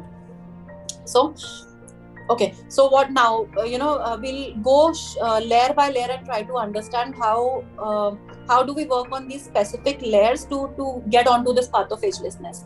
So the very first layer was Annamaya Kosha. Now this Annamaya Kosha is Anna means food. It's in Hindi also we call it food or grains, and in Sanskrit we call it like Annamaya Kosha. So food is what creates the physical layer. And by any chance, if you heard that you are what you eat, this completely kind of justifies this phrase that you are what you eat, because it is actually foods do create your outer sheath, your physical sheath, which also means the choice of food that you make for yourself on a regular basis is what will create you. That's why initially, as we started the session, I told you that when you are working on foods and when you think that, let me go on a calorie counted diet plan, I will lose weight, will it give you radiance? Will it give you agelessness? No. Why? Because food is a tool to be, like, of course, it is a tool for us to, or it is a fuel for us to keep going for energy and for the activities that we do. But it is the same tool that will also give us the elements which create us from inside out, which give us those beauty assets that we are looking for. So eating right is very, very, very important. What to eat, how to eat, again, it's covered in our Nourish workshop. You can just go through that, but I'll not get much into detail into that. But again, I'll try to explain how Annamaya Kosha forms us. Like, the part of Annamaya Kosha are your any physical entity that you have. It could be your blood, bones, muscles. So whatever how biology or anatomy defines us is all Annamaya Kosha, whatever you can see and feel. And we've just learned in our beauty systems that purer the blood, the radiant your complexion will be. So, and how does the blood form? The blood forms with the foods that you consume. Why bones are important? Now in Ayurveda, healthy hair, shiny hair and lustrous hair, whatever you call it, is the waste or leftover material of your bones, which means only if your bones have excess calcium and excess minerals, and they are fulfilled with their needs, they will pass on that need of nutrients to your hair. So in modern nutrition, how do we look at hair? We are looking for that best shampoo or that best oil or whatever. I'm not saying these are not important. These are important because the kind of environment that we live in, we do need these. Otherwise, we cannot just survive. But the whole idea is if we are looking for that, the quality of that hair or skin or weight management is something that's only happening when our body is fulfilled. It's fulfilled with purity, rather it's fulfilled with nutrition, and it is also circulating in a very pure, free flowing form. So Annamaya Kosha, which is the foods, forms all these elements that we are talking about at the very deeper most level in the form of cells. So the foods are creating the cells, and the quality of these cells is what your blood is. The quality of the blood is what your skin and radiance and your hair and weight is all about. So blood is just one example, but it's a collective term for blood and bones and muscles and whatever organs we have inside the body. So it is created with food, thus it is called food layer. This stays in a state of equilibrium only when there is synchronization both structurally and functionally. This is very important to know, because this is what we are missing in our modern times. Structurally, we are taking in things like, we know that mindlessly I read somewhere that blueberries are good for me, and one fine day I just started having this cup of blueberries. Or I read somewhere that this food is a superfood, and I just started including, without considering what all other things am I including, one, and without also considering that am I working on all these 5 layers. Am I emotional? Am I angry person? Am I highly emotional person? We don't consider all these. We just add one food, which is not even 1% of that 100, which is rather lesser than 1%, because it's just a very small, minute part of everything that constitutes you. So structurally, whatever we read and come across, we start including, but we do not ever focus on functionally, which means when you consume those blueberries, were you aware how your digestive system was functioning? Were you aware that your liver is processing the toxicity right?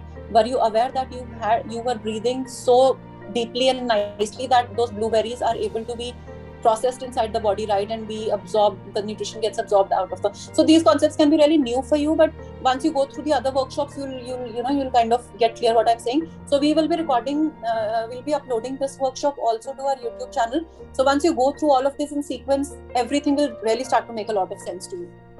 So that's the equilibrium at the structure and the functional level. Now we also never think of that equilibrium from the perspective of nature. Like in Ayurveda, there's this concept of eating seasonally, or not eating when your mood is fluctuated, or making sure that the environment that you eat in is very clean and pure and positive, or you don't eat as per your constitution. Like for example, you are more of a heated kind of a person, which Ayurveda talks of as more of a pitta kind of a personality. So, and you keep consuming a lot of, say you're fond of spices and chilies, but you don't realize that you're already heated and you're adding more heat to your body, even if it is good. Like, for example, say ginger is very good for you. Like ginger is not very heating.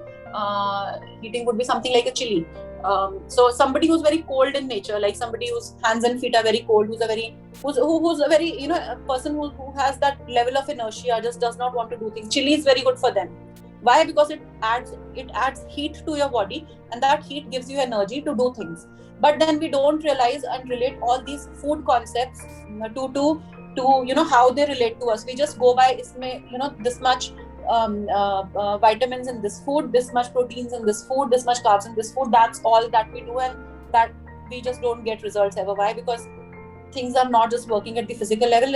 In the food kingdom also, things are not just working at the nutrition level. This is something that we can see, but the food energy, like whether the foods are cooling in nature or heating in nature, or these foods have a distension property or upward rising property. So these are very technical concepts. I'll not get into the detail, but what is the effect of that food inside the body? We never look at it. We just see that, okay, this has this much of good fats, let me have it. I don't realize whether do I need that much of a fat? Is it for me?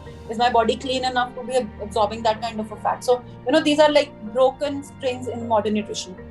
And I guess in detail you will understand in the Nourish workshop. We've covered everything there, and then we become obsessive about this layer, and we know that, like we become very obsessive about our physical self, running pillar to post looking for the solution, sometimes skincare solution, sometimes this solution, that solution, and things do not change for us. We know that, like after a certain age we are just clueless what to do. So this is about Annamaya Kosha. What brings about changes in Annamaya Kosha? again, the physical layer only does not and it is important to know that why should we be working on this layer, because this is the physical form. If you really need to bring about changes in the physical, only skin is not the place you have to work on. Skin is just a very small part of what creates your skin. It's it's just the outer manifestation. You have to work on foods, you have to work on exercising patterns. I will specifically be more focusing on yoga, asana and pranayam, because I'm more of a yogic person. But then having said that, it could be any kind of exercise. It could be you are an outdoor person, you can just go out and jog, and you are a gymming person, maybe some form of gymming, or aerobic person, whatever you like. So working on your foods which are digestion friendly, which resonate with your body type. You know that some foods give me that burning kind of a sensation. If you have that kind of a sensation, that is energy. You're feeling it yourself. Science will not prove it, it cannot prove it, but you can only prove it by feeling it. So when you know, I just ate a chili and it gave me a burning sensation, that is a sign and a signal for you that the energy of the chili is not meant for you, because you're already very heated from inside. So such foods are not meant for you. And if you keep consuming that just because your taste buds are used to it, be very rest assured, few months or years down the line, you will end up having some problem, either an ulcer, or if it is a minor problem, you might end up having acne, which starts to show up. Too much of a heat shows up as acne. Or over time, if you do not stop and keep doing a lot of heated activities, including foods, like heated activities, something like too much of a gymming, say 2 hours of gymming continuously, that is also very heat producing. So you're already very heated and you've added too much of a heat within yourself. So ultimately that heat, you might lose weight, I'm not saying that, but at the organ and tissue level, you are also creating a lot of deterioration, a lot of quick aging within you, which will might either show up as ulcers tomorrow. So whatever conditions happen because of heat may start to show up, something like acne or ulcers, or this acidic issues or whatever. These are all heat related health conditions. So then it is important to know that I have to work on Anandamaya Kosha. From the food perspective, we should make sure that the food is meant for my body. Whatever research comes and tells me, some magazine tells me that this food has this much vitamins and minerals, no better science than your own body and your own feeling telling you what is working for you and what is not working for you. So don't go blindly. That's a very very superficial concept, and that's where we are going wrong in the modern way of understanding foods. So, and the foods which are alive, natural and wholesome in nature, like for example, alkalizing foods are it's a deeper concept, but this is like including more of plant foods in your diet, something like more fruits and vegetables, and more of beans and grains and nuts and seeds, all these kinds of foods. And then alive food, something like sprouts. Then natural foods, of course, which are coming from the nature, and wholesome, something like in comparison to flowers, consuming foods which are in their whole form. Like for example, there's a big rage happening around which flour do I consume? Do I consume, say, jawar chapati, or do I consume any multigrain chapati or whatever? So any kind of chapati which is in the powder form, may be aging as compared to its whole nature. For example, if you are having millet flour and millets in its whole form is beautifying, millets in its powder form is aging. So that's what is wholesome. So then asana, pranayama, of course, stimulating your body. The idea is to stimulate and to improve upon circulation, because we've just understood why circulatory system is our beauty system. So the more you support in its functioning, the better it's going to perform. Then your self-care, on the outside now, this concept of self-care, skincare and sleep is very deeply covered in our bodywork workshop. Please go through it if you really want to get into detail about this. But self-care is something like working on yourself, like maybe a body massage on a regular basis, or doing something like a jal neti. So which at the outer level, you are not just applying some, say, maybe some body cream or whatever, but you're actually working at a very natural level to make sure that your body remains ageless for a very long time. And then skincare, taking care of your outer beauty through your skincare products. That is important, because we are exposed to a lot of toxins. We cannot just say that just working on the outer will give you the results. Of course, when both the efforts come together, inside and outside, is where you will see that a lot of changes will start to happen. Neither of alone of one will not work. But if I have to give you a comparison, which is better, or rather, it's not about better or worse, but it's about 70% of things happening from inside and 30% you need to put in effort on your skin, which means you need not get crazy about skincare products. Even if it is 2 or 3 or maximum 4 products that are suiting your skin, that's good enough. You need not get into brands. This brand launched this brand launched this is coming up, then this and that. That's nothing but, keeping your senses occupied. It's not doing you any good, frankly. But if you're working on yourself 70% from inside, working on all the concepts that we are discussing right now, and 30% working on skincare, choosing skincare products that you know are working for you. If they're working for you today, they will work for you tomorrow also, and your search ends there. You are good enough. Then you need not go or think about anything else, because rest of it, 70% is already being taken care by the inside. What we are doing right now is 90% we are doing skincare, 10% hardly we are doing inside, and that's the reason we are aging quite faster. And sleep is very important. It's related to hormones. I'll not get much deeper into it. We know that the concept of beauty sleep. Why is beauty sleep called a beauty sleep is covered in our bodywork workshop, so you can get to know the details on the bodywork workshop. So that's how you work on your Annamaya Kosha. Pranamaya Kosha, this kosha is very, very important. This is about energy that I just talked about, and this is the beginning of the subtle layers. This layer and the other 4 layers are the ones to be felt. They cannot be seen, and that is why it is a little difficult to relate to these koshas or concepts. But if you relate to them in the terminology that I'm explaining you will be able to relate to it. Like when you breathe deeper, you immediately feel that rush of energy, right? Like when you're tired or exhausted, or when you are stressed. People tell, it's a common notion that just breathe deep and you will feel a little relaxed. You will feel energetic. What is it? It's basically pranic energy working within you. So that's how you relate to the pranic energy. That's how you can relate to it. There's no proof that I can give you that what is energy, but I can just help you understand through the experience of feeling. So prana means energy. It is the subtle sheaths that may be just felt but not seen, and it is as compared to Annamaya Kosha.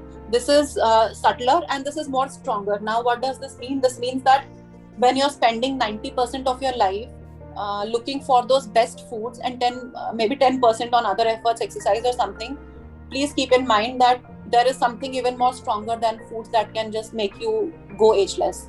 That is your breath. And if I give you an example, somebody who exercises regularly or who sweats out, like somebody who goes for a jogging or does a very strenuous yoga session, for example, and after sweating and those deep rounds of breath, you immediately see them, they are just glowing. Where did that glow come from? Like, you had been consuming those best foods with those many vitamins and minerals and whatnot, but you did not get that glow. And just with one session of jogging or yoga, you are just glowing.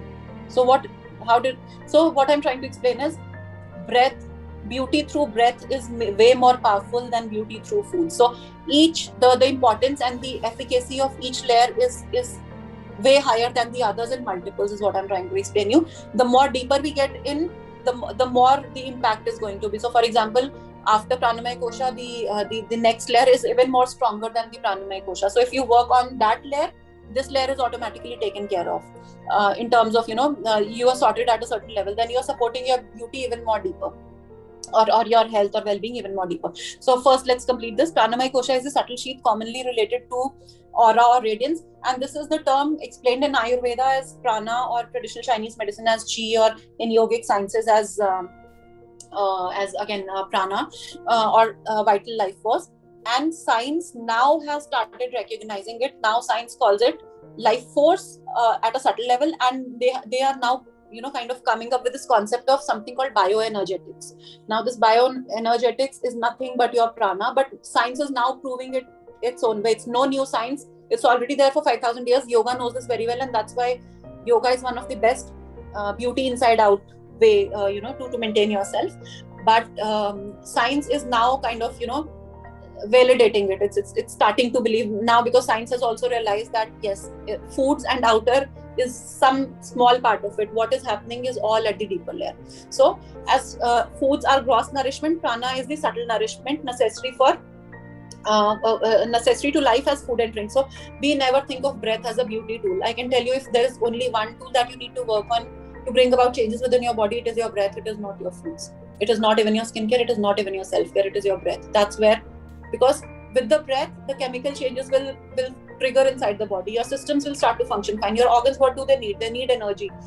Where is that energy coming from? The subtle aspect of breath is energy. So the more good quality of breath goes in, the more the breath goes in the right way, the more your systems are getting energy to function well. When systems are functioning well, the body is clear, something like a newborn baby when the systems are all clear from inside. That does not happen with foods. Foods rather clog you, because the leftover of foods, if it does not come out, it's clogging you. So that good food is also becoming bad for you if it is not coming out. So what is working behind for those foods also, the leftover of those foods also to come out, is your breath. It's not your foods itself. So with each breath, we are not just absorbing oxygen, we are also absorbing prana. And that is the reason when you go out in the park, and that's why do they say that you should, if you're a gymming person, it is always better to go and jog outside than being into the gym. Because in the gym, you are exhaling and inhaling that stale prana. Whatever everybody is exhaling is what you are inhaling. And it's all stale air. Why? Because whatever everybody is exhaling is carbon dioxide. So that environment, that closed environment, does not have fresh air. Rather, it is getting stale with each single breath that everybody is taking. So gradually, of course, you're building your muscles and everything, but at the pranic level, you are going down, you are aging yourself. Whereas if you're going out to a park, you have all those, greenery is where oxygen is coming from. So it's always better to go out and have your exercising regime rather than doing it indoors. And the quality of our prana affects the quality of our tissues. Now, we just understood that how physical sheath is made up of all these parts, and these parts are created by blood quality and the foods that we consume. But they only become a part of us when they are digested and absorbed. They can only be digested if our digestive system has enough energy. Where does that energy come from? It comes from breath. So prana is nourished by the respiratory breathing through our lungs, and that's far more essential than our meals. We just discussed that. Now this sheath is accountable for fueling our beauty systems like digestive system. All these systems you can just go through on just check out on the other sessions that we've done. Now what is it that works with your pranic system?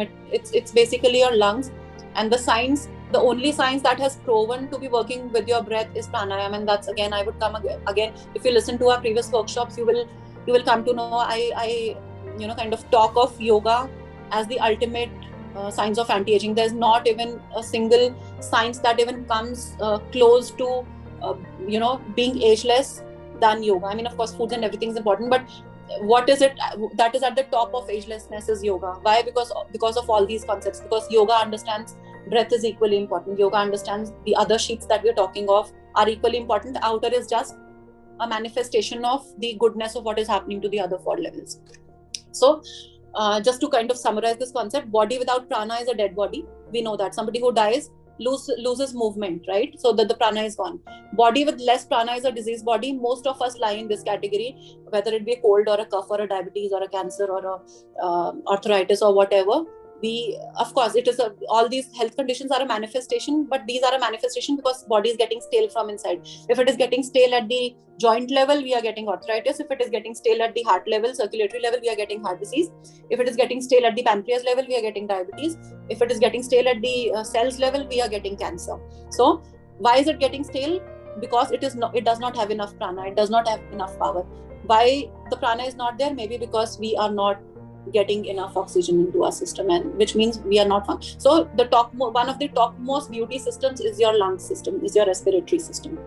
So body with high prana is the body of peak beauty and health. So that's why initially we mentioned that when you get onto the pranic way of beauty, like you work on yourself at the pranic level by working on all these 5 layers that we're talking about, you have to be least bothered about how my skin looks, how my hair looks. That will be a side effect that will happen to you automatically. You need not do anything extra. You need not go to a spa or a salon or a dermatologist, whosoever. Everything will happen normally with all the other benefits coming in, your mind becoming calmer, you becoming more joyous and happy kind of a person. So this is Pranamaya Kosha. What regulates Pranamaya Kosha? Why it is important? First, it is important. Why? Because it regulates your beauty organs. We've just discussed the systems which are also our beauty organs. And these beauty organs need some kind of a push or an energy. That energy comes from prana, and that prana comes from breath, and that breath, the source of that breath is our lungs. which makes pranayam very, very important for us on a regular basis, not just from the beauty perspective, but from health and every perspective, because that's where things regulate within the body. So, and rather, I just want to give you one insight also into this. So I was kind of researching into all these health conditions, skin conditions like eczema, because since we are an inside out kind of a brand coming up with this concept, so this was from the modern perspective. I was just trying to understand what does modern nutrition understand about eczema and psoriasis, or all these chronic conditions which were not there earlier. To my surprise, in these latest researches and texts that I studied and the books that I came across, if you go to a doctor, they will tell you maybe it's an autoimmune disorder. Of course, it is an autoimmune disorder. I'm not denying that. Or eczema is more of your own immune system attacking you, or immune system not working fine. So the medication starts. What is it that makes immune system go crazy? It's lack of oxygen inside the body. And most of us are sedentary today. We are not moving our body. We are not moving our body the way we should be moving. We are maybe either exercising once or twice, rather 1 hour a day or something, and then the whole day we are just sitting. So our lungs are not working. The oxygen is not going. It is something like on a stale bread, fungus comes over, right? So they say like for our clothing also, like when during the change of the season, specifically in winters, we show sun to our clothes to kind of evaporate all that moisture, right? So we are using that specific energy to get rid of all those bugs and whatever. So in our body, we are exposing our body to all that fungus and bugs. Why? Because there is not enough oxygen. Oxygen kills bacteria. Oxygen, in an oxygenated environment, you cannot get cancer. In an oxygenated environment, you cannot get an acne. So when the system is not oxygenated, you're not breathing well, and you're focusing 100% on foods and on applying solution to the skin or whatever, and you're not working on this system, things are not going to improve. Why? Because your system needs oxygen to heal it at the root level. So pranayam definitely is one of the biggest beauty tools. Then connecting with the nature's rhythms. Why it is important? We've initially talked about it because we are very closely connected to the nature. That's one. Secondly, the amount of oxygen that we have in the air is at its peak in the morning hours. That they call, like in Ayurveda, philosophy, and rather Ayurveda and yoga philosophy, rather Vedantic philosophy, they call it Brahma Muhurat, which starts from 3 a.m. in the morning, lasts till sunrise. So that is the time, the purest time of the day, and that's where they say that you should be waking up early in a specific time and kind of aligning your mind, and that's also the time of the mind, because sattva is the quality of the mind. So you are mapping the quality of the mind with the sattva environment of the nature. So that's where you're creating a rhythm and the connect between you and the nature. So your connect with the nature regulates your pranamaya kosha. So the third one is the manomaya kosha. Now this is also very, very important to understand, because this is the concept I guess a lot of you will not be aware of. This is where we do not even connect that how emotions give us bloating, emotions give us aging, emotions give us wrinkles and everything.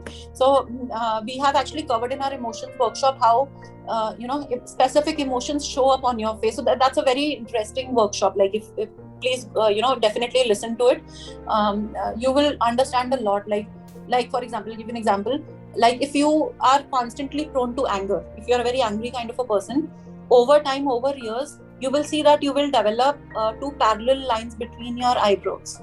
Okay, now your liver and anger are related emotions. We've covered all this in the workshop, so I'm just taking the small gist of it. So rest of it you can just listen to.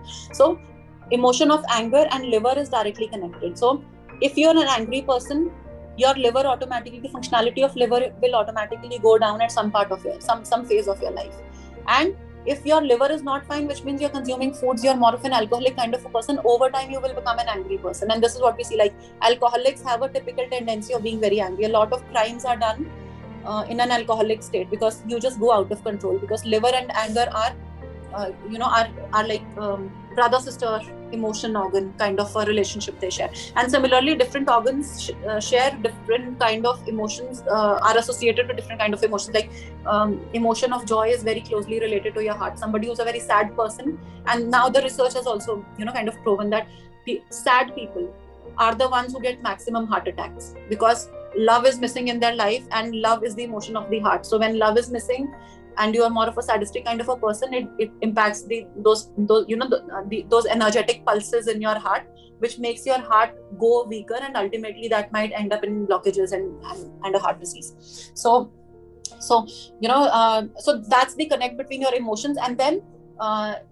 liver or anger, if any one of them is blocked or not functioning fine, then how it shows or represents itself on your skin is through those parallel lines between your eyebrows. Now you're always looking for a Botox or getting some vaccination done between eyebrows to fade out those parallel lines, but it's not coming from there. It is coming from your clogged liver. It is coming from your emotions. So that's the close relation between how your emotions, anger, and your face. Your face shows everything. If you have these under eye bags, fear and kidneys are related. So if you are a fearful person, over time your kidneys will become weaker or shrink. Rather, they'll shrink. Okay, and then if the kidneys by any chance become shrink, maybe you consume a lot of salty foods or sodium-rich foods. Ultimately, that will have impact on your personality. You might become a little fearful, or you may develop some fears or phobias. I'm not saying that's applicable to everybody, but that's how the psychology of organ and emotion goes. Like, other factors also matter, but then I'm just trying to explain how emotions are very closely related to your organs. And this pairing shows on the face in some form, like these under eye bags, very puffy bags under the eyes, and we're looking for maybe under eye dark cream or circle cream or whatever. It is because your kidneys are holding a lot of water, and that puffiness accumulates under your eyes. It's a direct relation. So all these concepts are covered in the body work workshop, I guess. So you can just go through them. Yeah. So, but why I'm talking of these concepts here? Because a lot of people complain about bloating, like, even if they're doing exercising or gymming or yoga or whatever, looking for even doing diet, but they're not able to get rid of their bloating, and specifically or their tummy fat. We never look how it could be. It's not just about exercise and diet. It could also be our emotions. Maybe I am a worrier. So if you are a worrier kind of a person, if you worry a lot, and if you are a very anxious kind of a person, bloating is something that will stay with you forever. So that's the connection, organ connection between your digestive system and the feeling of emotion and anxiety. Worry and anxiety. So worry is very directly related to your digestive system. And by any chance, if you ever come across this statement in Ayurveda, they say that if you are anxious, or if by any chance if you have any worry, and if you're very hungry also, don't eat at that time. Just cool down yourself and then have your foods, because as soon as you get worried and anxious, your digestive system shuts down. It stops working. And when you kind of, put food on top of it, it's just staying stale there. The system is not doing anything. It's not digesting it. So that will, kind of putrefy, and it will ferment, and that will give you bloating. So that kind of a strong connect there is between your worry, anxiety, and bloating. And bloating. So what happens is disturbance in the mind, specifically worry and anxiety, gives you a bloated tummy. A bloated tummy, because it holds a lot of toxins in the body. Those toxins ultimately, the other channels are blocked. Maybe you're constipated. Of course, if there's a disturbance at the digestive level, probably your colon will also be blocked, because it is a part of the whole digestive system. And liver will also be blocked. Why? Because this is also a part of the digestive system, the entire system. So when you're holding a lot of toxins inside the body, and body is looking for throwing out this toxicity, and the colon is blocked, breathing automatically you're not doing, because you're sedentary, you don't know how breathing is related to your beauty or your health overall. Then what happens? Body still has to throw out the toxins. Where will it throw out from? It will throw out from your skin. It will show in the form of acne. It will show in the form of wrinkles, in the form of pigmentation, in the form of skin and weight issues. So that's the connect between your emotions and how you look and feel. So now the new emerging researchers are now connecting how your thoughts and your emotions are contributing to digestion and bloating.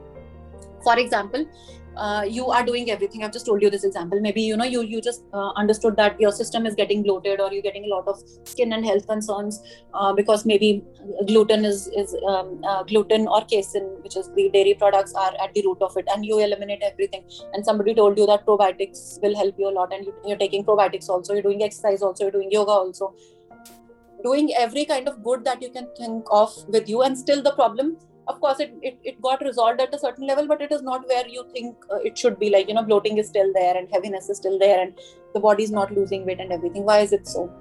Please look into your emotions. Probably it could be your sense of worry and fear, and the sense of worry may also be related to your weight only. Like I personally when I take consultations, people come with this worry only that I'm not losing weight, and it takes me really hard time to first explain that if you worry, I'll not be able to help you. Why? There is a science behind it. I'll tell you that science. There's a hormone called cortisol. As soon as your system senses that you are in a state of negative emotion, that negative emotion can be anything: worry, anxiety, fear, any kind of negative emotion. And this is all happening at the subconscious level. You don't know, your senses do not know, your body is sensing it, and it's automatically passing on those messages to the brain. So your brain is sensing, your body is sensing, and you got a signal that cortisol is being produced. So cortisol is, in science, has been proven to pile up fat on your stomach area. And specifically in the cases of women, a lot of women, specifically in their 30s and late 30s and 40s, have a lot of stomach fat.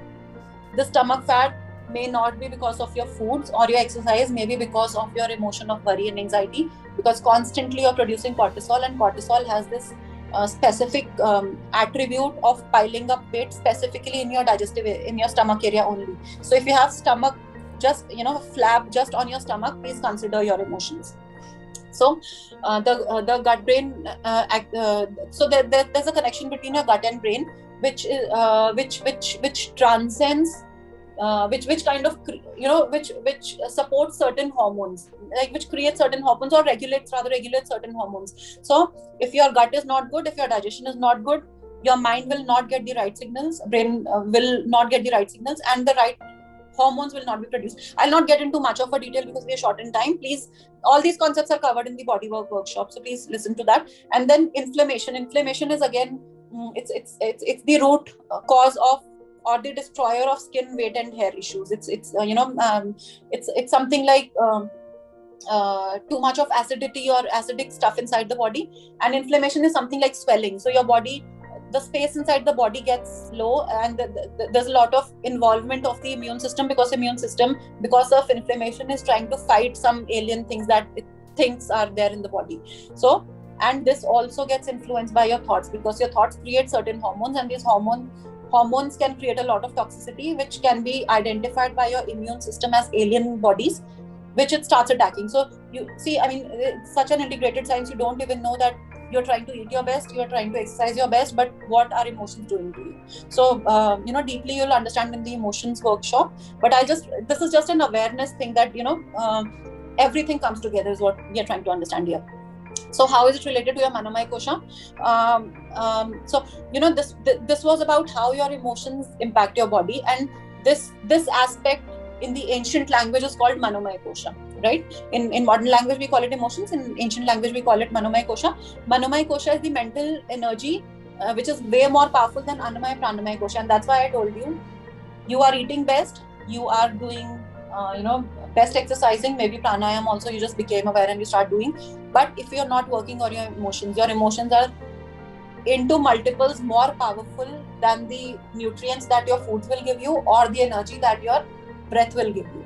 So the very first area that you really need to address is your emotions. How to do that, I will be giving you some steps, but what you need to do is you really need to deeply self-reflect and look into your lifestyle, whether it is your stress coming from home or work or whatever, and take some drastic steps. Just don't keep living with it. That's the key. I have myself gone through that transformation. I can just tell you that consciously some decisions I had to take which were not right at that point in time. At the material world level, I just gave up my high level job and I got into wellness and all that. But it was really it was not a very easy decision, but I was very passionate about this. So, I took that decision. So also because there was a lot of stress coming in from my previous professional life. So I realized that earlier and I took that chance. I mean, for me, money did not matter. For me, of course it was important, but was not way more important than my own health or my own peace of mind. So I took that was my choice. I gave up that and I came into this area of work. So that's the kind of, you really need to see what is it that is dragging you towards that kind of an emotional state. It will not happen naturally. It is a work on self, and that's why I said it is a work at 5 different levels. Only if you're ready to do it, you need to decide for yourself. You want to be a Rupam level beauty or a Gunam level beauty or a Vayas Yag level of a beauty. For myself, I chose to be at 3 all the three levels, and that's why I became disciplined about everything. So the thoughts and emotions we experience affect the energy and flow in and around us, which in turn also affect the energetic and physical health, which we've just discussed, because your Manomaya kosha is way more powerful than the other two koshas. Emotions create folds of emotions. Now this is what I just explained you, like two parallel lines or two wrinkles between your eyebrows is your liver, is your emotion of anger. Now I'll not again get much into the detail, because in emotions workshop it is covered, so you'll get to know about that there. And only by controlling and balancing the Manomaya kosha, now, which means there is a lot of focus on meditation these days.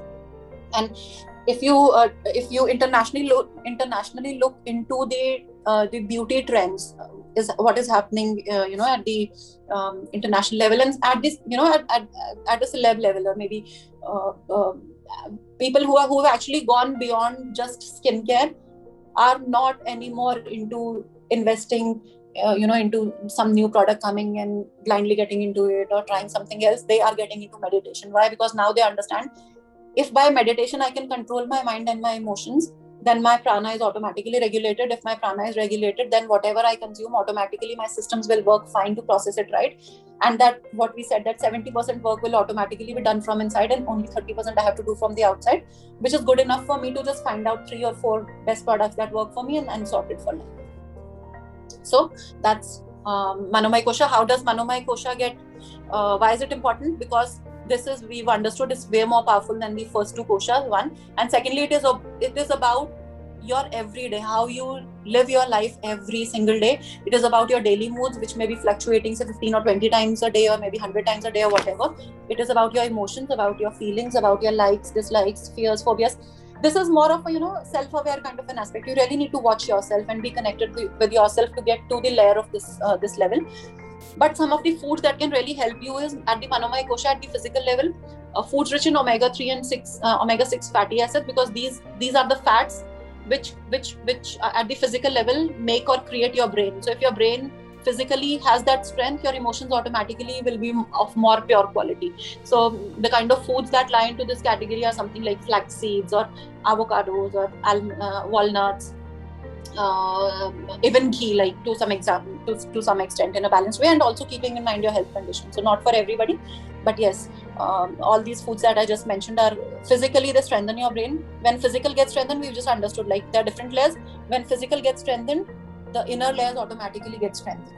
So and the second level you can work on yourself at this level is pranayama, meditation. We've just understood this. Yoga nidra, this is again a very strong yogic tool which brings your mind and body to a complete standstill. It is something like sleeping in an awake state. So you are awake, but still you are sleeping. It is somewhere in the mid. You are aware what is happening, but your body, you are disconnected with your body and mind. So this is where everything changes from the inside. Like your hormones are regulated. All those 3 gunas that we're talking about, sattva, rajas, and tamas, like these are the 3 gunas which automatically come in balance. You don't need to have any specific foods to balance them or specific practices to balance them. All these 3 energies in the body are balanced, and we've just understood energies is equal to prana, and when prana is balanced, all the other system automatically functions in its balance. The next way Manomaya kosha is strengthened is through living by nature, rhythms of the nature. We've discussed this. Imbibing more of sattva foods and qualities. This is also we've discussed, but I guess the term is different here. So this is again something like living by the rhythms of the nature, which is like utilizing that time of Brahma Muhurat, which is like 3 to 5 a.m. or 6 a.m. before sunrise or just about sunrise. If you can tap into that time doing some meditation or getting into some yogic practices, or kind of increasing your prana either through a yogic practice. I would not recommend doing gymming at that time, because that's a very aggressive kind of a thing that does not impact your prana. It's a something rhythmic, steady and slow is what impacts your prana positively, not a very aggressive kind of an action. And then balancing your hormones. This part of it you will understand in our emotions workshop. And grounding, something like walking barefoot on the grass, because we are surrounded everywhere with radiation and through electric radiations. Grounding does not have that electric radiance, so it kind of absorbs all that electric radiance out of our body, and that's why it becomes really peaceful for the mind. So working on Vijnanamay Kosha. Now this is the kosha which this workshop is all about, because now this is the aspect which is joining all the aspects all together. Self-realization, now you understand how it is not just about foods. You understand skin is just 2 or 3% of my whole being. I need to work on 70% on the inside and 30% on the outside. I need to, the way I eat for beauty is very different from. So this is nothing but self-realization. You just become aware of yourself and how your system works. And from the kosha perspective, Vijnanamay Kosha is means wisdom, means intuition, means your sixth sense or your inner intelligence, your inner wisdom telling you something which is different from what your mind is saying you to do. So intuition, Vijnanamay Kosha is the sheath of self-realization and the home of our inner knowing. The more we trust it, the more we are kind of safe and balanced in our approach towards everything. This intelligence helps us to utilize the earlier 3 sheets appropriately. For example, I'll give you an example, and that's my own personal example. Like when I got onto my path of this transformation about 8-9 years back, I was very, I was not a very healthy kind of a person, just to summarize in one line. And I was not aware because, but at the same time, I was also very conscious about eating right. And I was eating right. Like, I was eating, maybe because oats were a trend there, and I was eating oats and considering that, okay, I'm eating the bestest of foods. Not that they are not the bestest of foods. Of course, oats are good. But I was not aware that, and I had severe bloating, like severe bloating, irrespective of me doing right exercises and right, food and diet and everything, just because I was aware of it. So still my bloating did not go ever, like, and I could not understand why that is not happening. I did not ever realize that I was a very high on anxiety prone kind of a person. And my anxiety was always creating that bloating within me, irrespective of what kind of foods am I consuming. So over time, when I got into yoga and when I, kind of changed the entire pattern of my foods and everything, and then I got into all these deep ancient studies and all that, bloating went on its own. I mean, I did not ever consciously try to do that, but it went on its own because that was an inner knowledge that happened to me automatically. And now it has become an intuition. I can just look at the foods and my plate and tell, what will work for me from inside. My body is telling me. I've started connecting to those inner rhythms where my body tells me that this is what is working for you, this is something that's not working for you. So that developing that kind of an inner intelligence does not happen in a day. It only happens when your body is clean from level 1, from your body level. Now this intuition only does not happen from the bottommost layer, it happens from the topmost layer. So first you have to work on your Annamaya Kosha, then you have to work on your Pranamaya Kosha, then you have to work on your emotional sheath, and then this intuition will automatically start to happen, which you will realize it's something that I cannot explain, but then you start to feel on its own. And it is informed, and it is formed by the experiences, as I told you, like, basis experiences over years I kind of, so whatever information that I'm sharing with you is something you will not find this information anywhere. It's all the concepts that I've collected with my knowledge from different studies that I've done. So it's more of an experiential thing that I'm sharing. It's not a bookish thing that I'm sharing. So where is it coming from? It's coming from my own intuition. When I changed myself and things started happening to me, right, and I gathered those experiences, that's where this concept came in from. That's where the concept of 5 dimensions came in from. So it's it's more of an experience thing is what I'm trying to say. So it's more about, it represents the sum total of all of these, and it is also responsible for your inner growth. Now this is equally important. Why? Because if you are not self-realized at a certain level, you will not bring about those changes. For example, you have understood all these concepts, but even after knowing, you do not self-realize that how important it is for me to get up early in the morning and practice some breathing practices in the morning if I really want to change the state of my acne, or change the state of my wrinkles, or change the state of my health, whatever. Like, it's all related, it's all one. So, and you say, okay, I'll do everything. I'll do exercise also, I'll do right foods also, but I cannot wake up early in the morning. Then you are not self-realized, because you know it, you are not doing it. And then the intellectual body can be positively or negatively oriented. Now, the worst part of this kosha is that, this is an inner intelligence, but that inner intelligence can either work in favor of you or against you, depending what do you choose. Like, a level of consciousness was there in me since even before I got into all this, right?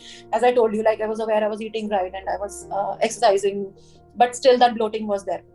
But my awareness was on the negative side. Why on the negative side? Because my mind was not in place. I was kind of, more anxious kind of a person. I used to worry a lot, and all those negative feelings were there. So then it was a negative self-awareness. Once I converted that negative self-awareness into a positive self-awareness is where the transformation started happening to me.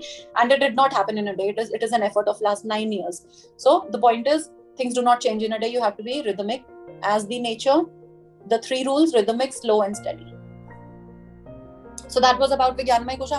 Why is it important? It is important because that is where, if you are aware of this kosha, only is where you will understand that I have to work on all these areas, is where you will become disciplined. Otherwise, you will not become disciplined. You will do one thing and the other thing you will not do.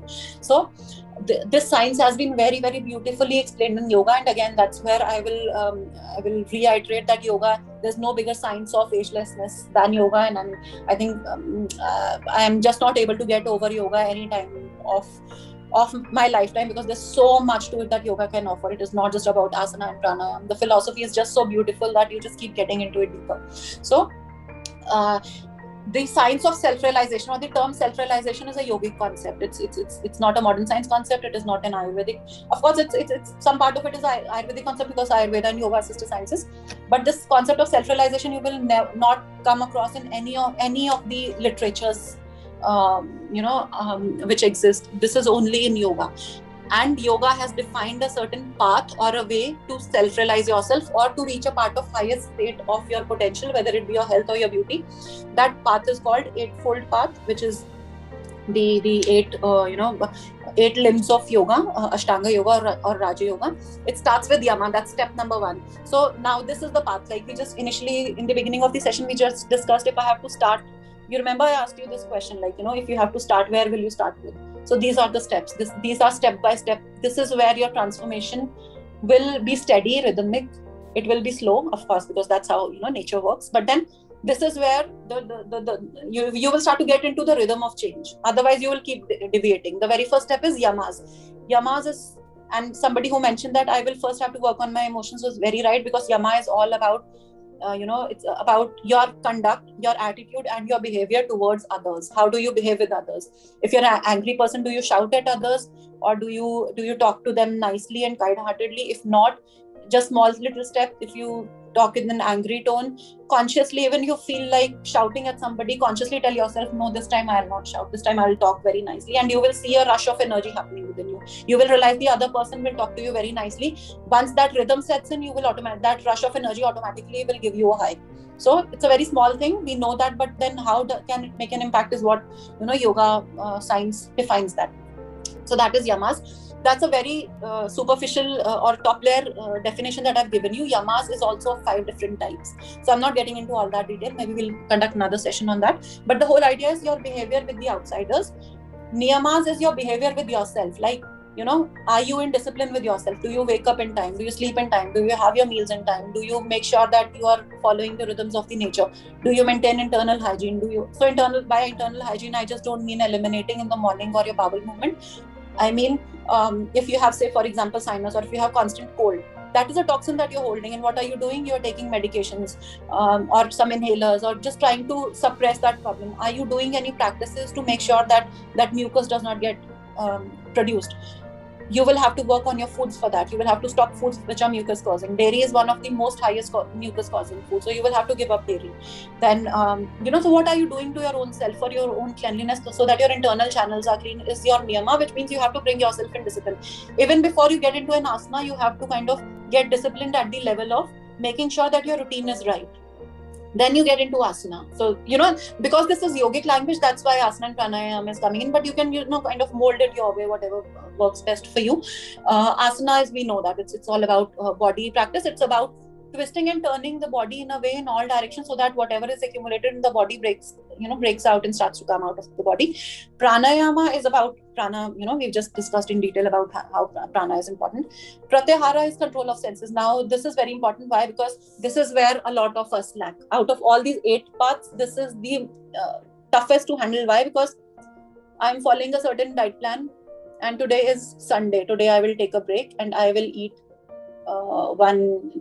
maybe one bottle of cola, and I'll have a pizza at night. What are you doing? You are giving up in front of you do not have control on your senses. So not that we have to completely get into that saintly way of living, but the whole idea is awareness is the key. Like, okay, I'm having it, I'll have it, but then I'll make sure that I have it in limit. Or, today I'm having it, then next 15-20 days I'll just stick to my. So, you have to find a balance. What is your balance? So Pratyahara is about, like, for example, at night time, you know that you should be sleeping at night because that completely has an impact on your entire body, your hormones and everything. But you get carried away by your sense of your eyes. You want to have some entertainment, you want to see a movie, you are feeling sleepy also, but you'll keep your switch on your TV and keep watching. So what is it? You do not have control on your senses. So this is what is Pratyahara, like controlling your senses. And for the right, and this is what self-awareness is also about. You are self-realized, even if I feel like doing it, but it is not good for me, so you will not do it. Dharana, what is it? It is one goal, pointed concentration. Like, if I have to give you an example for that, when I got onto this path, a few years back, and then what was my dharana or motivation of getting onto it? So maybe I kind of visualize myself in another 50 years or 20 years or 30 years, whatever time I'm alive. I want to be at the peak of my health. I want to be jogging and running and doing my headstands and yogic practices and, feeling happy and happy every single day of my life. So that's my goal. Now, when I keep that goal in mind, it does not let me deviate towards wrongs of life. That goal is set within my mind, and that does not let me do wrong. So what is it? That is dharana. That is the goal that I've set for myself. When you start practicing that goal, like when I started walking onto that path continuously as a discipline, is what my dhyan is. It's one my, I have understood this is my path. Rest all is a fad. So I'm walking that path. That is becoming more stronger. That is my state of dhyana. And samadhi, when I actually reach my goal. So in yogic language, of course, it's a different meaning, but from our, perspective of how we are trying to understand health and things and beauty and together, samadhi would be something like, when I'm walking this path and I become ageless, I'm 50 years old, 60 years old, for example, and I look like, say, maybe 20 years or 30 years or 40 years. So because I've walked that path, I've understood, I've self-realized myself. That is why I have reached here. It's an effort of those previous years. It's not just something that's a lawn treatment or a massage treatment somewhere that I got done. So that's about, Anandamaya Kosha. And Anandamaya Kosha, how can you work on your Anandamaya Kosha? It's about working on these 5 sheets all together. Anandamaya Kosha in itself, there is nothing specific that you can do about Anandamaya Kosha. When you follow the other 4 koshas, this happens to you automatically, because then you are like a baby, like we discussed initially. You are completely clean from inside, and a complete state is a state of bliss. That's what we see in a newborn baby also. So, okay. So, I guess we've come. Okay, so why is it important? I've just told you this. Like, the path to get onto this level of sheath or layer or bliss is your state of self-realization, which happens through all of the steps that we've just discussed. And how now, like, okay, this was all most of it was philosophical, and I don't know how much sense could you make out of it. Definitely we'll ask you once we're done with the session. But just to quickly give you a connection between how these koshas are related to your body when it comes to beauty. Okay, so physical sheath is all about your physical parts of the body. We've just discussed that. Pranamaya kosha is your breath. From the physicality, how you can relate it is, so that you can make a connection how beauty is connected to these panch koshas. And then Manomaya kosha is your emotions, and we've just understood how emotions show on your face and your body. For deeper understanding, I would again request, please listen to our other workshops. You will actually make a lot of sense. There's so much to grasp about this concept. And then Vijnanamaya kosha is about wisdom, your intuition, or something, somebody whom you say is intelligent, knows what to do. So that's Vijnanamaya kosha. And Anandamaya kosha is somebody who's always in a state of bliss and happiness, irrespective of whatever is happening around. So, how these panch koshas become your body. Okay, now we're just about to finish another 2-3 slides, I guess. So I'll quickly just go through this. So the 5 sheets keep going deeper until the 5th layer. We've just understood this. Each layer impacts the other layer, and it impacts all the other layers also. So physical impact sheath will also impact your intellectual layer, or the Vijnanamaya kosha, or the Anandamaya kosha. And you can just kind of realize it yourself. Like, when you are sick or diseased, do you feel happy or joyous? You don't, right? So every sheath interacts with the other, and that's the reason why I said that physical layer is just a superficial layer. It does not create you or that radiance that you're looking for from inside, because these sheaths are kind of interacting with themselves. Then physically and psychologically, the effect of these layers gets onto the beauty systems, which are the systems of our body. We've just discussed circulatory system and respiratory system and all that. Please definitely go through the body work and emotions website, workshop. you will get to know so much about it, and whatever we just discussed today will start to make a lot of sense, and you will know, like, you know, what is it that you're supposed to do for yourself. So you'll get that clarity completely once you understand all these dimensions at their own individual level. So disturbed beauty systems create disturbed hormones, digestion, breathing, elimination, because we just understood how these systems are very highly dependent upon the pranic activity which is coming through the breath. So if the functioning of these systems get blocked, then what happens? A lot of toxins and imbalances get inside the body, which someday start to show up as acne, psoriasis, aging skin, eczema. So whatever medically terms that we go through, or doctors tell us, or reports tell us, is a very, very superficial view of everything that's happening, but it is all coming from the back.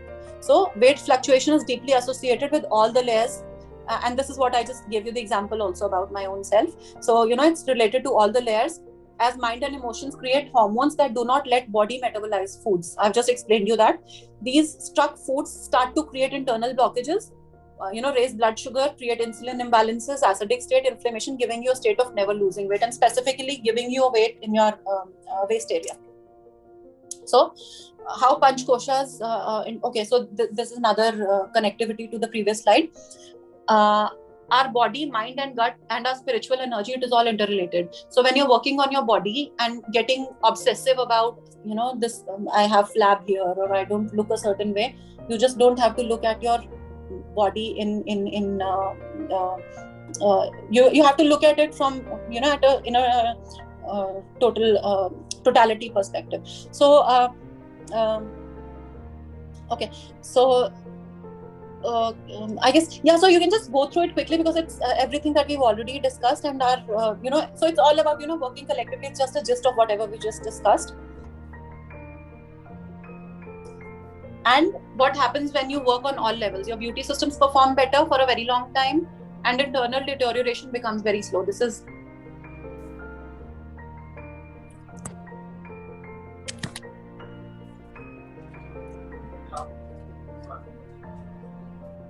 just okay.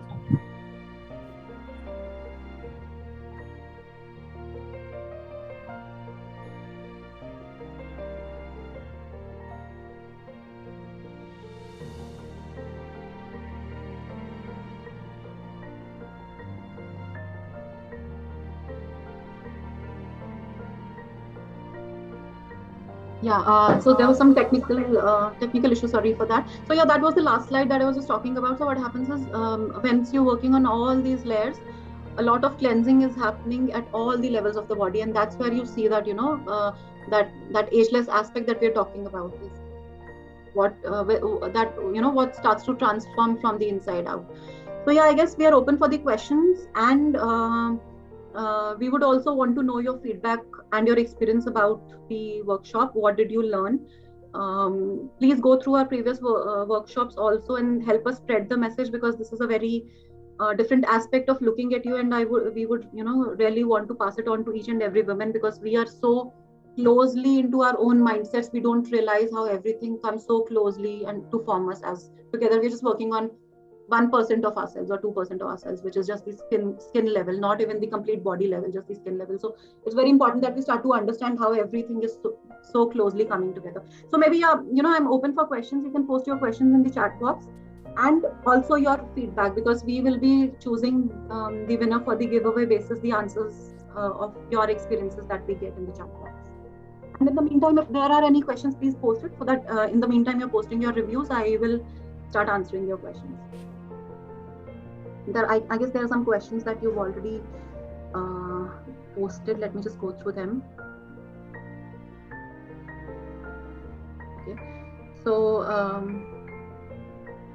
Okay, so you can access somebody has asked this question, where can we access the earlier workshops? We've shared the YouTube link there, so maybe you can just look at all the previous workshops there, and for the new upcoming ones, we'll keep you updated. We'll post the next workshops. The next workshop is on energy, which is our last dimension, which is even more interesting than what we've discussed today. That's that specifically we'll get deeper into the pranamaya kosha, which we said is the highest, most, or the topmost element that can create you from inside out. But how does that energy impact you from the inside out, from different perspectives? So this is what we will be talking about in the next layer, and this is where your things start to change for you. Physically, if we talk, this is where things start to change. So do attend our next workshop also. Okay, so somebody asked what to do before sleep. Okay, what to do before sleep? See, logically, let's go by the logic.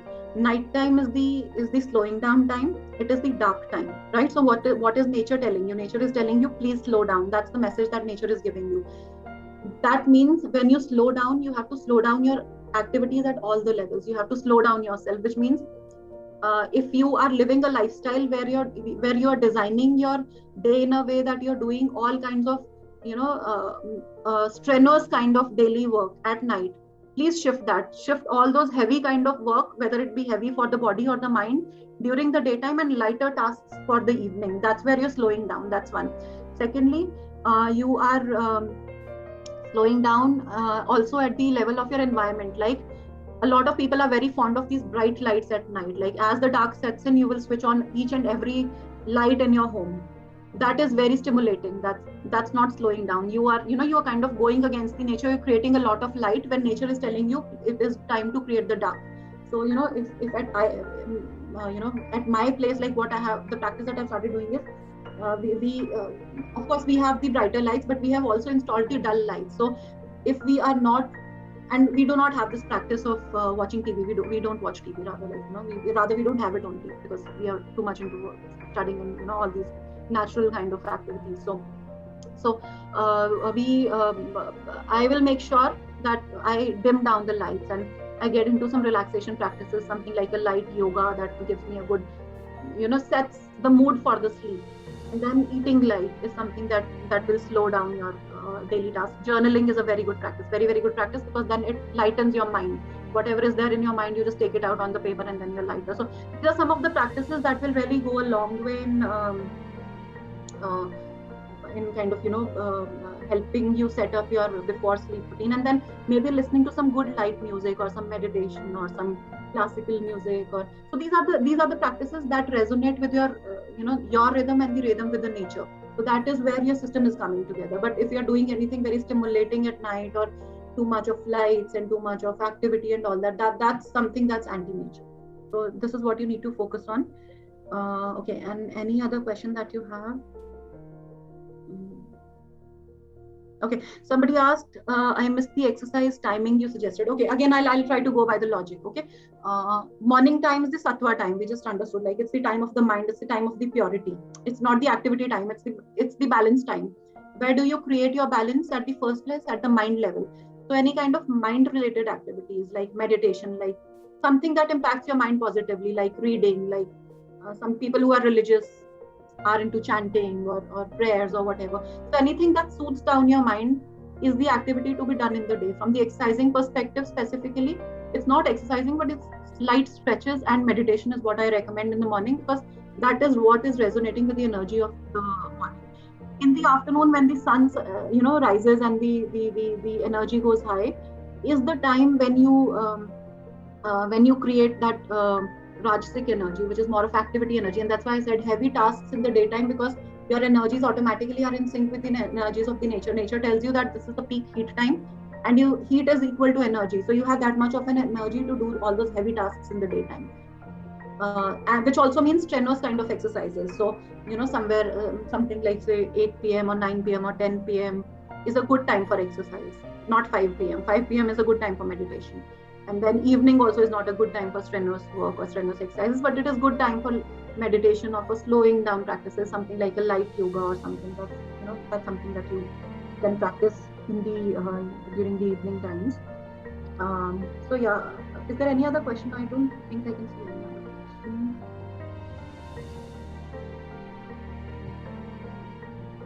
Okay, yeah, I guess we're done with the session. I believe you've shared your feedback. I would just want to request you one more thing. If any of you by any chance is on Instagram, if you could just drop us your review on Instagram, or maybe just share your experience with your community about, because see, the whole idea is this is a concept, as I told you, we would really want to spread to everybody and anybody, because this is how things work, and we just don't know how things work. So that'll go a long way in helping every woman, because there is something for everybody to take and experimenting. Even if you've picked up one piece out of it and start experimenting, it'll go a long way in your transformation.